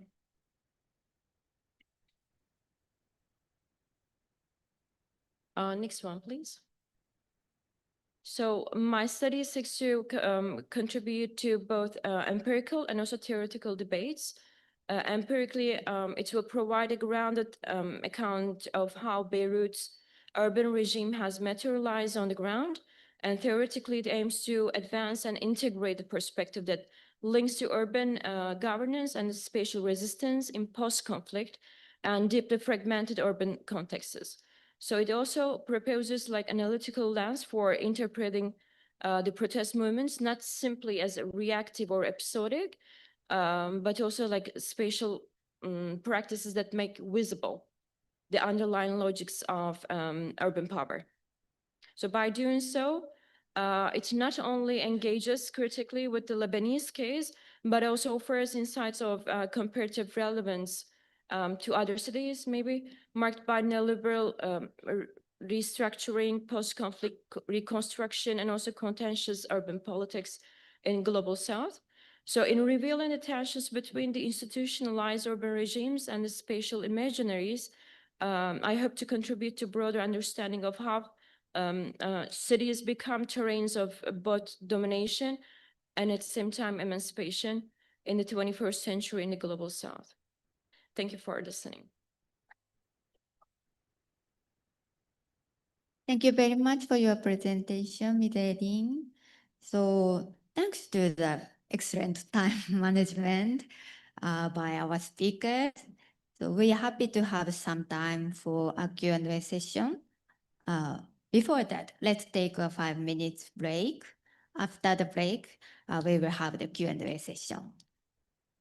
Thank you, moderator. Ladies and gentlemen, we have 5-minute breaks. If you want to have coffee or tea, we provide it in the backside of this venue. Please have one. Thank you.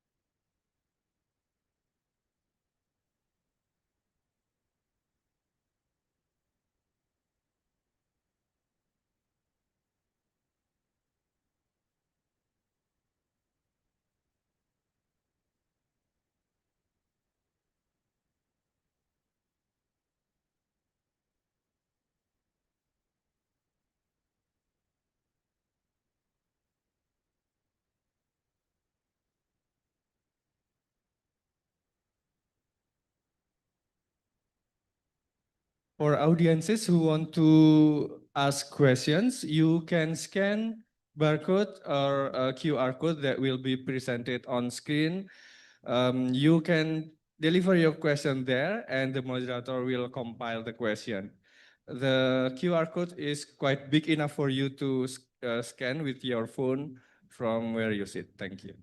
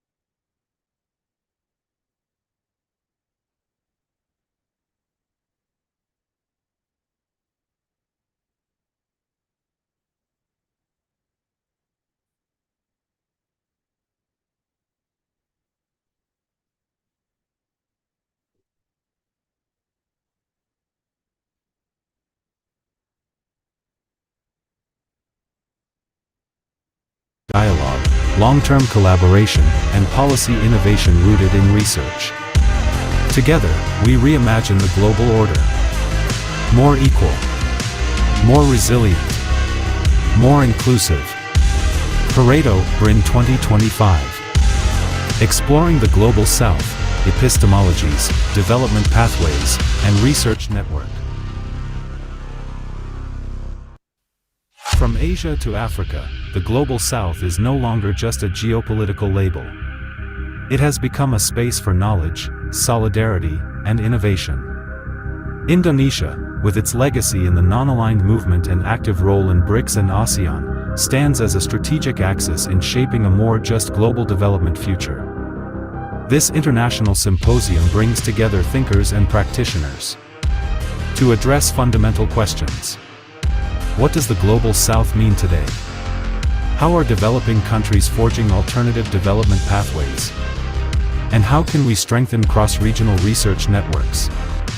As part of the JSPS Core-to-Core program and PARETO BRIN's flagship symposium, this event fosters interdisciplinary dialogue, long-term collaboration, and policy innovation rooted in research. Together, we reimagine the global order. More equal, more resilient, more inclusive. PARETO BRIN 2025. Exploring the Global South, epistemologies, development pathways, and research network.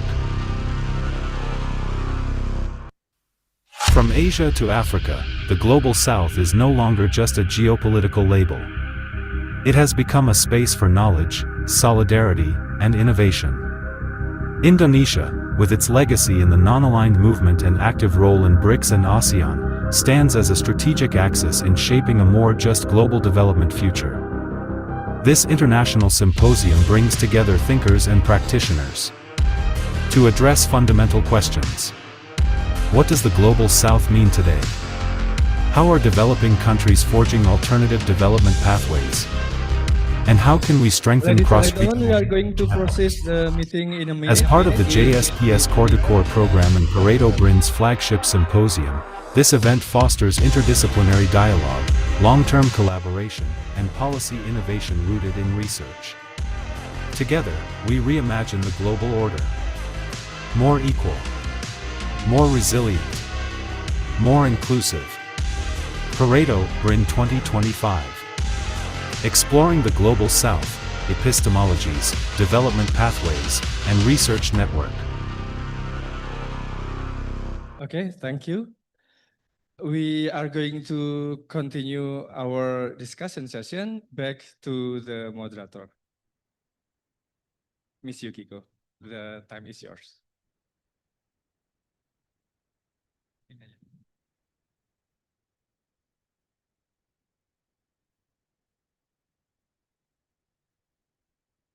We will now resume our session and open the floor for questions. If anyone has a question, please feel free to raise your hand. So if you have a question, so please let us know whom it is for and briefly explain your comments and questions.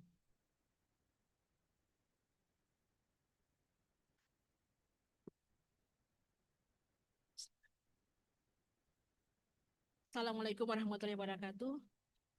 I'm Siti Aminah. I from Research Center for Domestic Government. Before I start to my question, I appreciate for Satoshi-san that when you start to presentation, you saying Bismillahirrahmanirrahim. It's surprising us.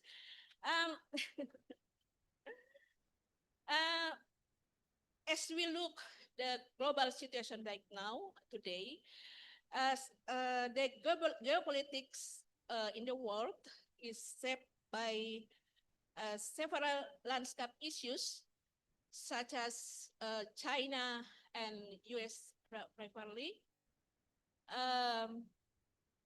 Russian-Ukrainian war, and the Middle East instability.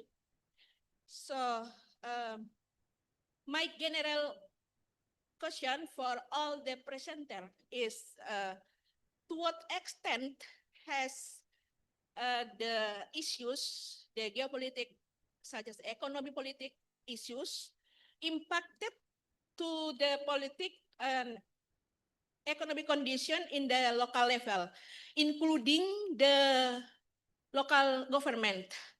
And the second my question is what the government policies to anticipate the impact of these issues?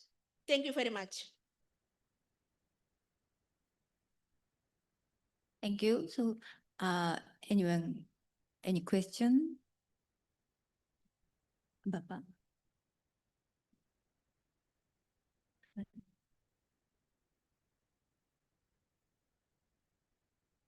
Thank you. I am Victor Siagian, from Macroeconomic Research Center. That's my question to Mr. from Japan too, both. That's about the BRIC, the flavor BRIC. What the impact for the Japan government, from economic and political, because it is BRIC is dominated by Brazil, Russia and China, They have 44% PDG of the world. So what the impact is there? We can look now in Indonesia, about the electric car, now many from China, and then they have to make new currency, BRIC, BRIC currency, So what is the impact? Only for the Japan. Okay, thank you.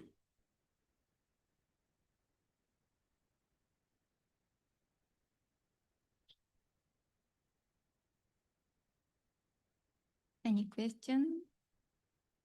So, and we have received a question through the Google form.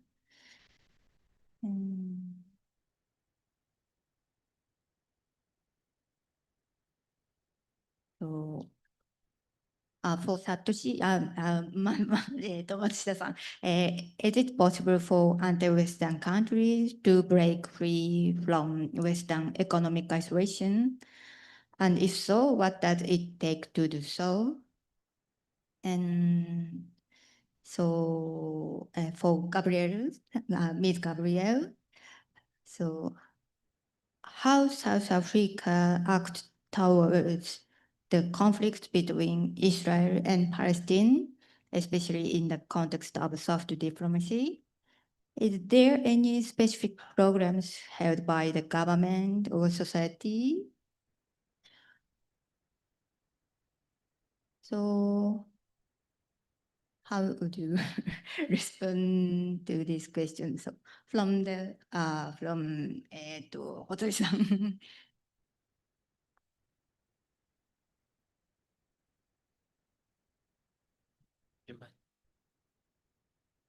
Thank you for giving me a question, and on the BRICS impact for Japan. So I'd like to talk about these points.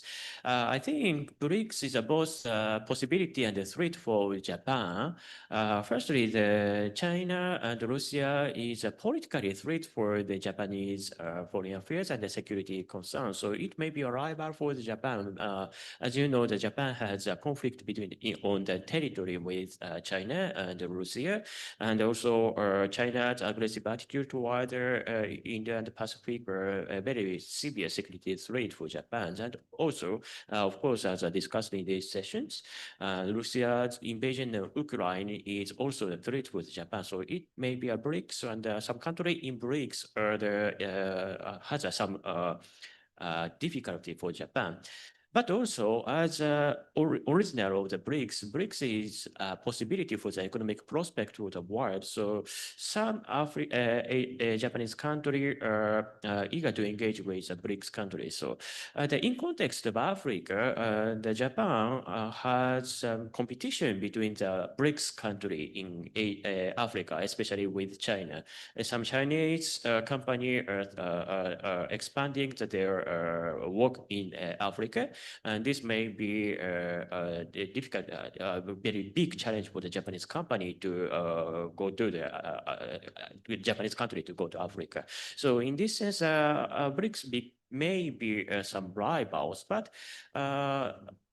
future, because the Japanese economic power is limited, they may be possible to engage with BRICS country from the BRICS to the Japanese sides, donors and ODAs to engage with Africa, I think so. I hope I can repeat your question. Thank you so much. Thank you very much for giving me the valuable questions. First, impact Russian and Ukraine war on Iranian diplomacy. In my opinion, it was one of the turning point between a relationship between Russia and Iran. Because since the beginning of the war, the economic and military cooperation between these two countries has been grows dramatically. And in January 2025, I mean this year, these two countries signed a strategic partnership for 20 or 25 years. So the relationship has grown dramatically, but it's not in military strategy or military campaign in 12 days war between Israel and Iran in July. Russia and China keep neutrality in this war, but even after the ceasefire, Iran and Russia try to keep good relationship each other. So in my opinion, this relationship will remain in near future. And the question through the online about possibility of breaking free and Western-led economic isolation. My answer is no, because as I said in my presentation, that the BRICS economic and financial activity moves very slow against the expectation.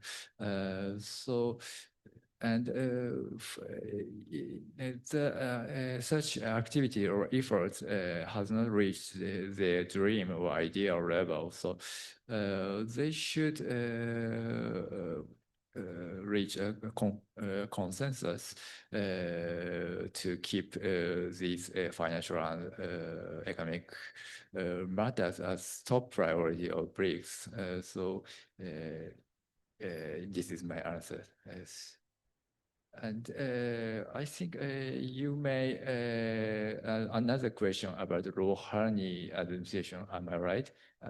Could you please give me a question again? I missed your question.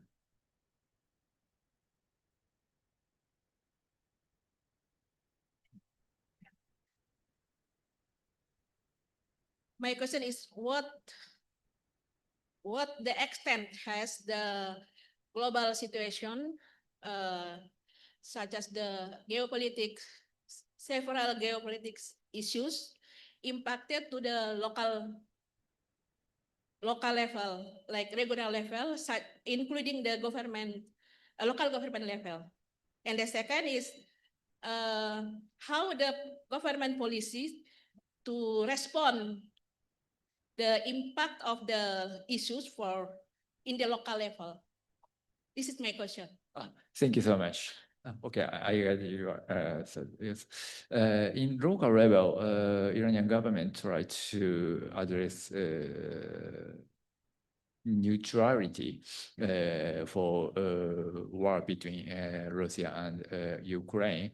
It denies the intervention in the war, but in the backside, they try to assist military in the military field. Such as providing UAV or military assets to Russia. Thank you very much. Okay, thank you, Bu Siti, for your questions. The first one is that I would like to address, it is highly likely that the global tension will affect the local government, of course, because a lot of things will change. For example, about the food supply, about the trade development, the cooperation, the import and export, and so on and so on. So it may not seem directly impacted the local government, but I do believe that slowly we will face sort of changes, right? And that also the local government will also need to mitigate the certain dynamics resulted by the global tension. Of course, in Indonesian level, we will still wait and see about what will be the response, the comprehensive response from our government. It is still unclear for now, but we will still wait and see, Bu Siti. Thank you so much. Thank you for your question. And if I understand correctly, you're asking about the geopolitical situation affecting local economies in that context, right? And I want to echo my fellow colleague here. I think from the same perspective, okay? I'll give you an example. In my presentation also, when I was talking about the liberal international order, and I was explaining how this is a very Western-centric approach, right? But right now we see with Trump coming to power, anything can happen, okay? So I'll give you an example of India-US relations here. India is supposed to be a strategic partner for US, right? Who on earth can imagine that Trump would do this thing to India, right? In terms of not only putting tariffs, which is 50%, but also being sarcastic or taunting India in that sense, which doesn't make sense at all, okay? So we have strategic partnership, India deals with US in terms of economic aspect as well. So now you see that the so-called largest democracies, oldest democracies, who expected this? Nobody, right? This is one part of the story. So given tariff has been put on India, and if the Indian government does not respond very strategically and they have a clear vision about it, I see that affecting the local economies, of course, the trade, the agricultural part, because we cannot export much, then our industries are affected, of course. And this results in a lot of problem, okay? Local economies will be affected. You talk about textile, you talk about agriculture, technology, automobile parts, pharmaceutical products as well. Okay, so these are the areas where we deal with the US. And given, I mean, the world is so much uncertain right now, we see conflicts everywhere, right? You talk about Russia, Ukraine, and we saw that how the world was exposed to the uncertainty in terms of food shortage, energy supply, and India is paying the brunt of that, of course, in that sense, indirectly.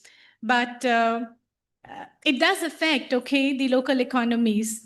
As my colleague was saying, I echo that too. But we don't have a comprehensive answer to this right now. I mean, the governments are responding to it.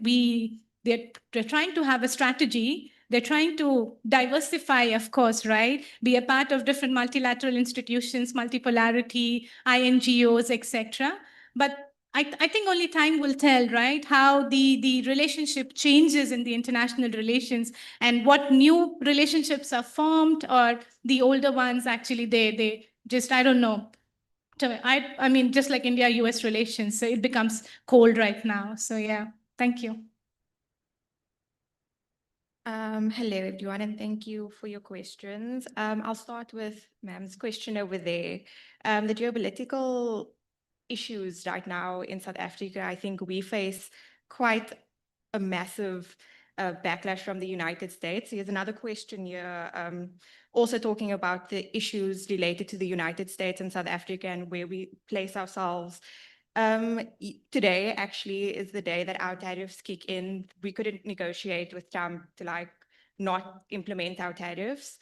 And a lot of it stems from our position that we've taken as a soft power stance towards Israel-Palestine. Last week, one of the Republican members of parliament actually said that we are promoting Zionism. No, we are promoting anti-Zionism. What is the word? Anti-Semitism. That's what he said. And he said, because of that, we need to be punished politically. So South Africa is in a very peculiar position at the moment with that. And then also with this, AGOA, the position of AGOA in South Africa, it was never meant for us. Development across the continent, South Africa is generally seen as a more middle income country. We're not seen or considered to be like on the lower income scale. So for us, the AGOA agreements don't really have much weighting. I think a lot of people, it's a lot of talk shop and a lot of people discussing what potentially could happen, but I don't think there would be a major impact in terms of severing ties with AGOA. The other issue, though, is that we have a lot of car manufacturing in South Africa, in the Eastern Cape specifically. But all these car manufacturers are US-based companies. So that would definitely affect us. I think we will lose quite a lot of jobs. But I also do not think that we need to take a very gloom perspective on it. From an African perspective, there's a lot of development channels across the continent and also across different regions, South America, Latin America, and then obviously Asia as well. It's so much bigger than just the United States and what these conflicts or geopolitical issues will result in. I think as a global South, as all of us as the global South, we need to start looking at different directions and directives on how to actually approach development that's not Western-centric and that does not depend solely on the United States. Because why is it that if the United States imposes tariffs, we're all running around trying to figure out, oh my goodness, but like we're not going to be able to sell this or sell that or trade with the US when there's a whole world to trade with. So I think we do need to take that into consideration. And then I have another question about why I decided on Brazil and South Africa as my specific case study to understand the Palestinian-Israeli issue. So of course, I'm looking at it through transnational activist networks. It's quite important. I understand that in other parts of the global South, there's a lot of solidarity with the Palestinian people taken by government positions and civil society and grassroots levels. However, Brazil gives us quite an interesting case because as much as they speak about solidarity and global South solidarity and normative beliefs about human rights and legislatively protecting the rights of humans, their domestic constituents have split quite dramatically since the rise of I wouldn't call them far right, but potentially far right, especially with Bolsonaro. There's a massive group of individuals, especially in the evangelical Christian sector, as well as the Jewish community in Brazil, that have kind of gone against normative Western views and ideas of what liberal rights should look like, and that shapes Brazilian foreign policy at the end of the day. So Lula needs to take this into consideration when he decides on his stance on the Palestinian issue, because it's not just the issue of foreign policy, it's an issue of domestic politics as well. And then for South Africa, we've been quite strong in our stance. We've obviously taken the Israeli government to court for plausible genocide. Of course, the court has ruled that it is a plausible genocide and it's still ongoing, the court case. But we've taken that stance, and I think it's important to contrast a country that has taken a very strong human rights stance in terms of the Palestinian people and contrast another country where even though the rhetoric is, yes, we have this stance of human rights and normative human rights within the international context, but then domestic constraints place a constraint on how far the governments are able to go. Thank you.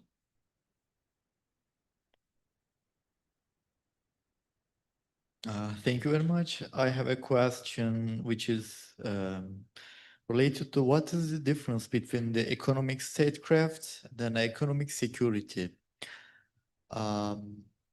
Okay, this question I think can be answered with the two distinction of the geo-economic structure. As I said, the economic statecraft is strictly related to how a state basically use the available economic means, economic resources or the economic tools to achieve particular foreign policy goals. And these foreign policy goals somehow can be related to the defense, the national defense, or it can be also related to the other broader concept like the economic security. The economic security is also a broader concept and can be examined within the more succinct and detailed categories. For example, food security. And if we, for example, consider the food security as a vital objective of a state, as a kind of foreign policy objective, of course, for example, the foreign direct investment to the countries which have available agricultural resources can be also as a kind of tool which can be used to achieve achieve that goal of food security. And this is when you look at, for example, United Arab Emirates, it actually invests massively into the regional countries in terms of the agricultural industry. And when they invest into the agricultural sector in the host countries in the region, they somehow re-export goods to the United Arab Emirates back then. And that actually framework has become a kind of tool that the United Arab Emirates use in order to mitigate the food insecurity problem. Okay, so in that sense, the statecraft is somehow related to the food security or the economic security. But on the other hand, the economic security can be also integrated to the long-lasting interests of the states. For example, it can be integrated to the grand strategy of other countries. Okay, and if a state somehow has some sort of blueprints and long-lasting, everlasting interest in formulating that kind of grand strategy, and the economic security or the autonomy in achieving the economic security is a part of this, it is also somehow is going to be indispensably pertinent related to the economic the economic security. Thank you very much.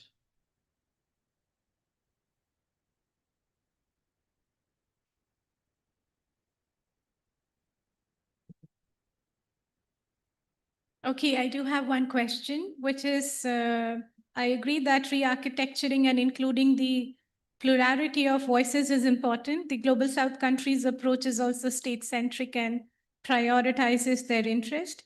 How can we deal with this problem? So thank you for the question.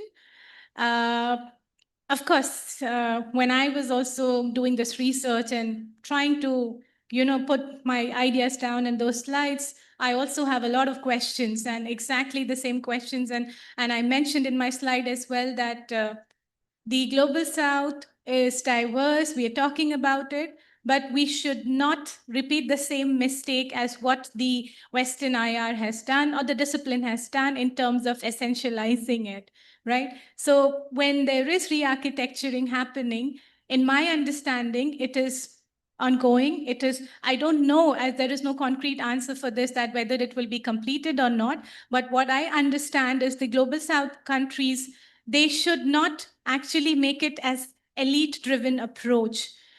In terms of when we talk about Global South, even the grassroots movements, the local level movements should be included so that we don't just make this as in terms of elite community where people talk about it only. We should talk about the peasants, the agricultural system, and other civil society movements as well.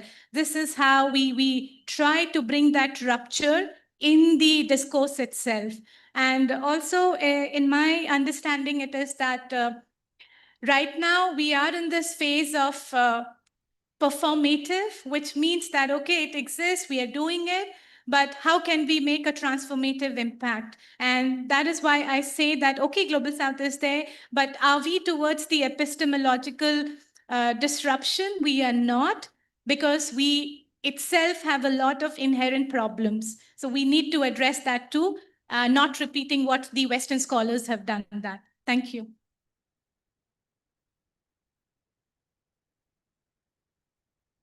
Thank you very much for giving me a question through online. My question is, there are any internal discussion and criticism about Ruki's policy in Iran? My answer is they are broadly supported by people internally. Ordinary people hope to improve their severe economic situation caused by Western sanctions by somehow. So originally or historically, they don't like China and Russia, or they had negative images on these countries because of China's economic dominance in the world and Russian imperialistic intervention during 19th and 20th centuries to Iran. However, they very well know that they have no other alternative choice to improve their severe economic situation. In addition, the Ruki's policy was originally invented by the hardliner or Usul Garan in Farsi, which have dominant in domestic politics, led by Supreme Leader Ayatollah Khamenei. So most of political leaders in Iran also support this diplomatic approach, I think. Thank you very much. So new question for Dr. Wendy from the Google form. So how have party politics affected the cause of decentralization or recentralization in Indonesia? Okay, thank you for the question. So it is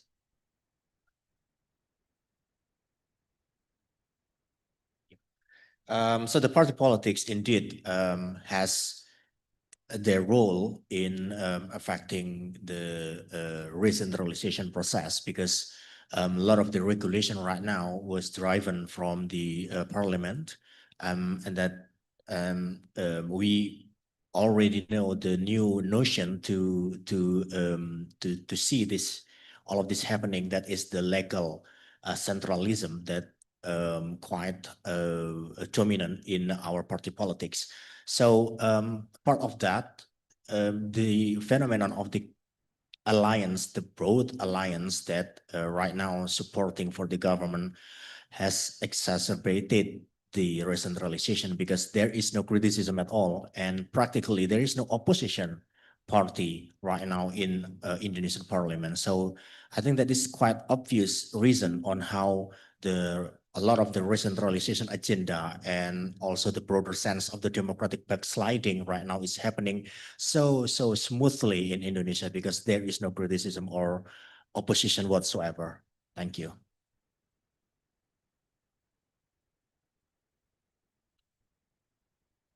Thank you for giving me a questions. I'd like to read out the questions. Do you think that another motivation for Japan is to compete with other Asian powers in engaging with Africa, especially China? Thank you for a very crucial question for me.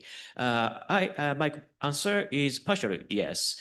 The reason to continuing the TICAD for Japan is competing with China. It is obvious. Because the Japanese public, especially for the newspaper, says that Japan held TICAD to compete with China in Africa. And also, Japanese official documents, so-called blue books of the Ministry of Foreign Affairs and white papers on the foreign affairs, also implicate that Japan engaged with Africa to compete with Chinese influence. It is an obvious process. But it is one aspect of continuing the TICAD and explaining the current status of TICAD. because as I explained that at the first time at the beginning, TICAD was a policy conference and a forum to sharing the development experience of Asia to Africa. I'd like to say that indeed, China was also invited to TICAD to sharing the experience to the development experience to Africa. So the TICAD would have to be metamorphosed to the conference between the Asia-Africa relations, but it not be occurred. Why? And it is a studied project that China was not originally initiated for the TICAD forums. Rather, the ancient famous African scholars in China say that the African side demands to hold the FOCAC or TICAD events in China. It implies that it is African side to create competitive circumstances in Africa. The competition become higher and higher. It is very preferred to the Africans' demand. So we need also focus on the intention of the African side. In this sense, we need to understand why the individual country from the Asia began to the Africa Plus Summit and so on. I hope I can reply your question. Thank you. So are there any final questions from the audience? Bapak.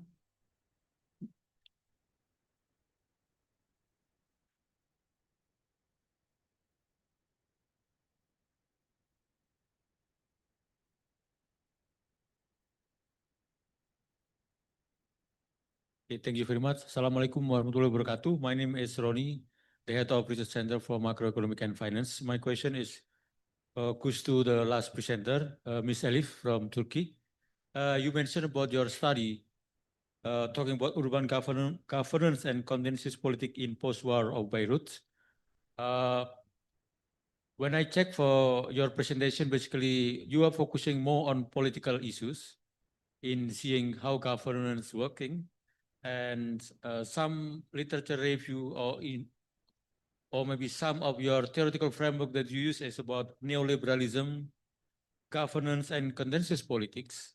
My question is there any possibility for your study to expand more using more interdisciplinary approach, like not only focusing on political issues, but also from socio-economic, geopolitical issues? That could be more interesting. And why I raise this kind of wider perspective, because we are here under exploring the global south, we are trying to create a research network. So by having a broader interdisciplinary approach that could attract more cooperations among governments, officials, amongst scholars, lecturer, researcher, and also students from all global souths. So the possibility, how can you be possible to expand this kind of topics to be more wider perspective? Thank you very much, Ms. Elif.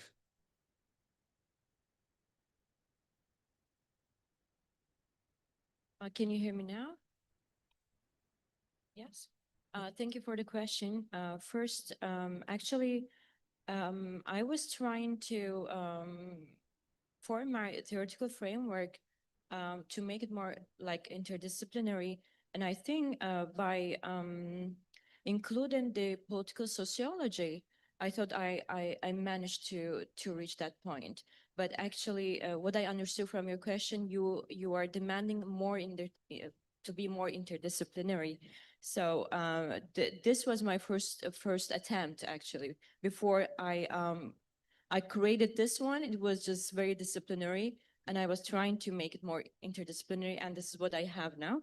So you inspire me in this. I mean, I need to think about it, how to make it more interdisciplinary. And apart from that, your second question, you asked me, I guess, how to make more cooperation, how to develop my study to give a path to cooperation. Was that?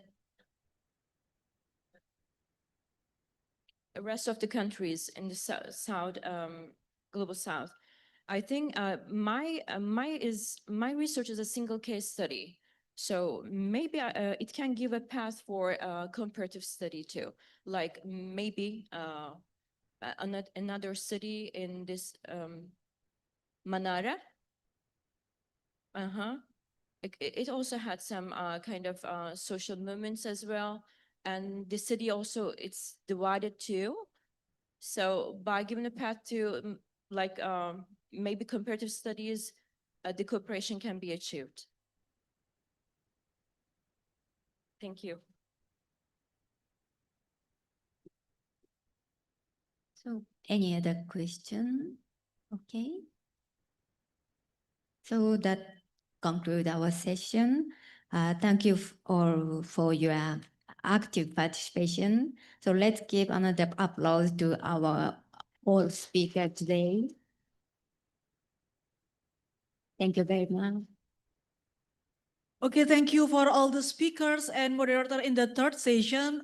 Would you like to move on and come down in front of the stage for souvenir presentation? And I would like to invite Bapak Agus Eko Nugroho to present the souvenir or token of appreciation for all the speakers and moderator in the third session.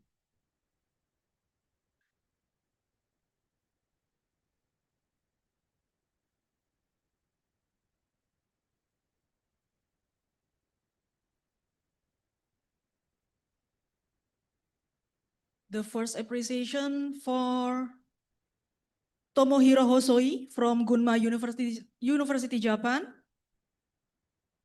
Can we give big applause to Tomohiro Hosoi for his sharing? And then the second souvenir for Gabriel Keja da Silva from the Stellenbosch University, South Africa.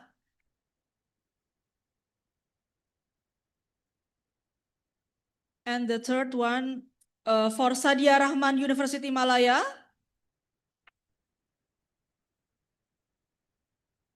And the next appreciation for Randy Pahrunwa Dipalapa from BRIN Indonesia.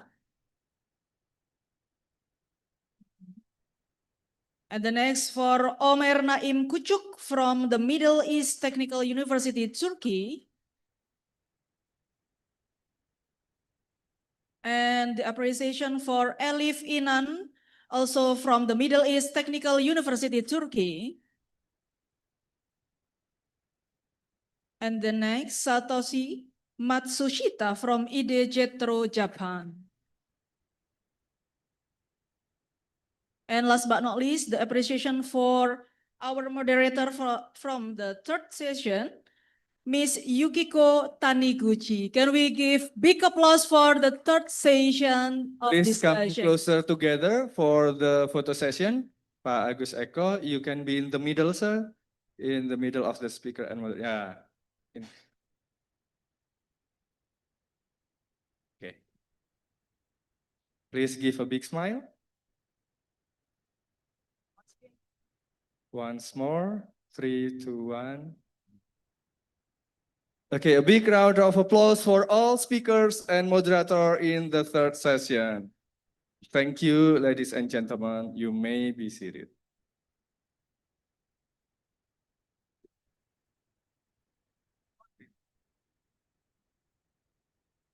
Okay, we are going to the end of our session. We still have 5 minutes break for the preparation. Yeah, we are waiting for the participants from the breakout panel room to join us for the closing session.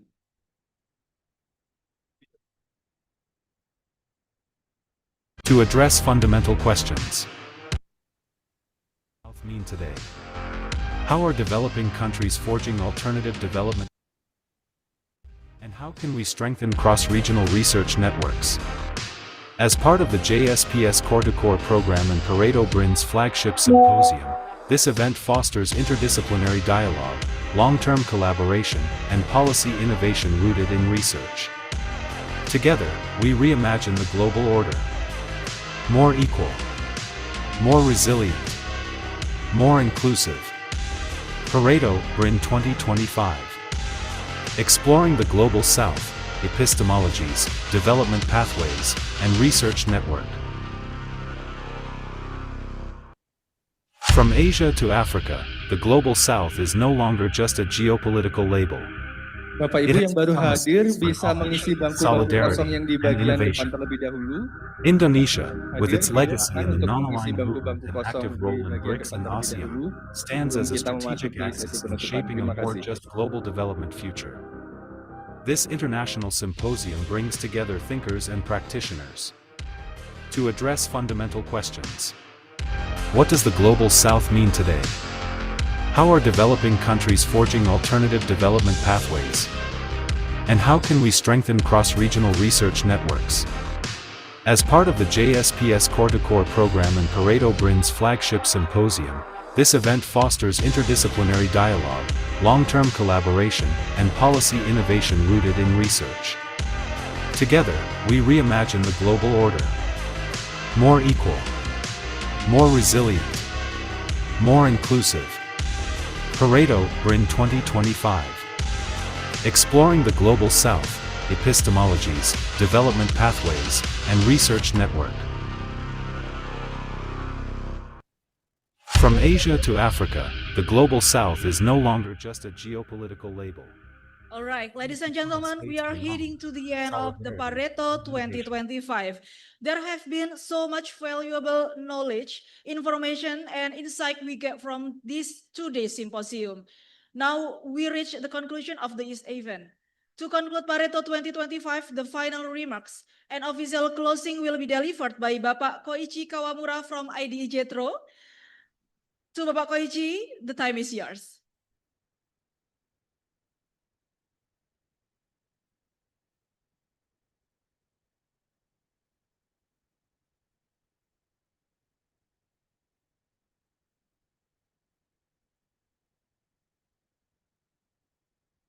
Assalamualaikum warahmatullahi wabarakatuh. Waalaikumsalam warahmatullahi wabarakatuh. Selamat siang Bapak dan Ibu yang saya hormati. Distinguished guests, participants, ladies and gentlemen. As we come to the close of this today's symposium, I'd like to take a moment to reflect on what we have achieved together and express my deepest gratitude to all who made this event possible. This international symposium has been more than just a gathering of researchers. It has been a true starting point of our 3-year journey under the JSPS program, Core-to-Core program, Asia, Africa Science Platforms. Over the past 2 days, we have examined Indonesia's strategic position in the Global South, debated conceptual and comparative perspectives on the term Global South, and had stimulating research presentation from both senior and early career scholars.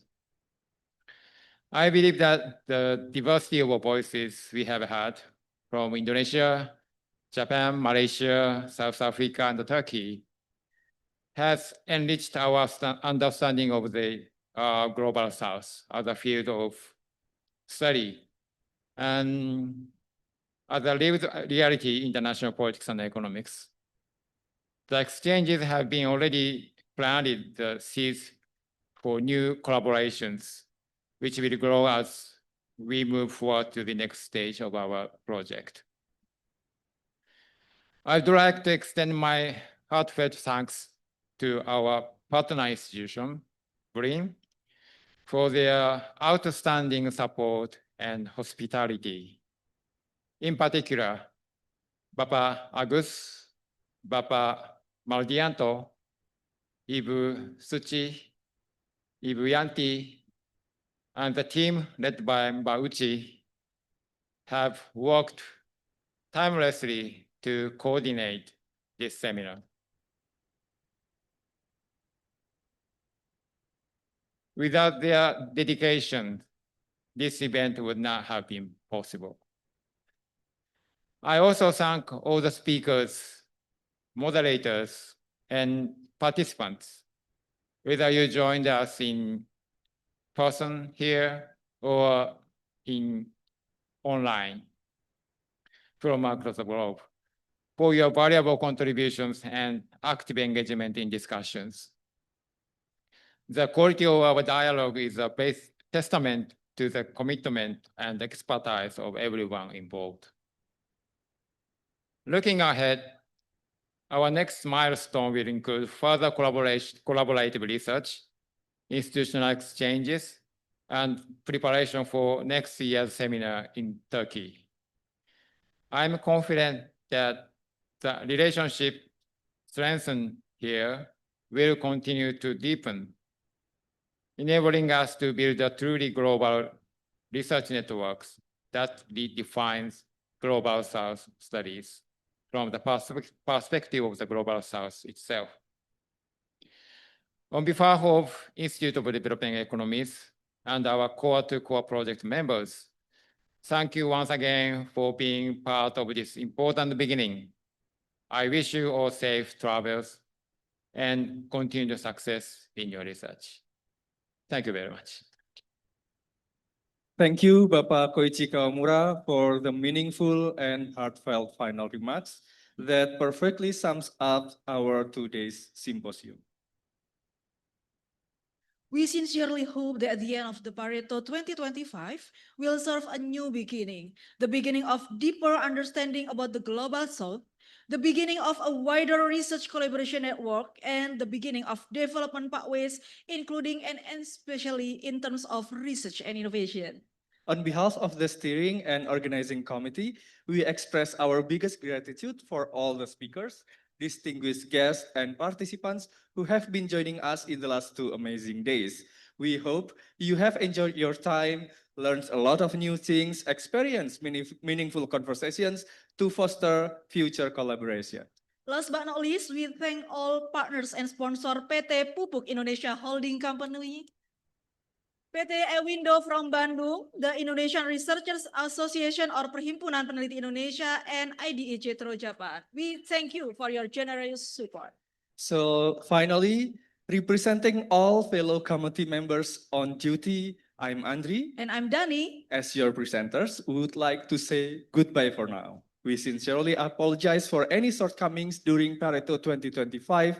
See you in PARETO 2026. Wassalamualaikum warahmatullahi wabarakatuh. Bangkitkan riset dan inovasi untuk Merah Putih. Thank you.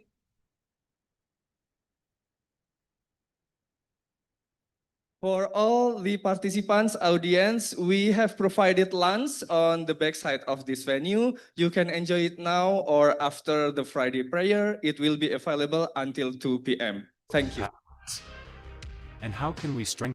Untuk Bapak Ibu, para hadirin partisipan, panitia telah menyiapkan makan siang di bagian belakang gedung ini. Makan siang disediakan sampai jam 2 siang. Anda bisa menikmati sebelum sholat Jumat atau nanti setelah sholat Jumat. Terima kasih. BRICS and ASEAN stands as a strategic axis in shaping a more just global development future. This international symposium brings together thinkers and practitioners to address fundamental questions. What does the Global South mean today? How are developing countries forging alternative development pathways? And how can we strengthen cross-regional research networks? As part of the JSPS Core-to-Core program and PARETO BRIN's flagship symposium, this event fosters interdisciplinary dialogue, long-term collaboration, and policy innovation rooted in research.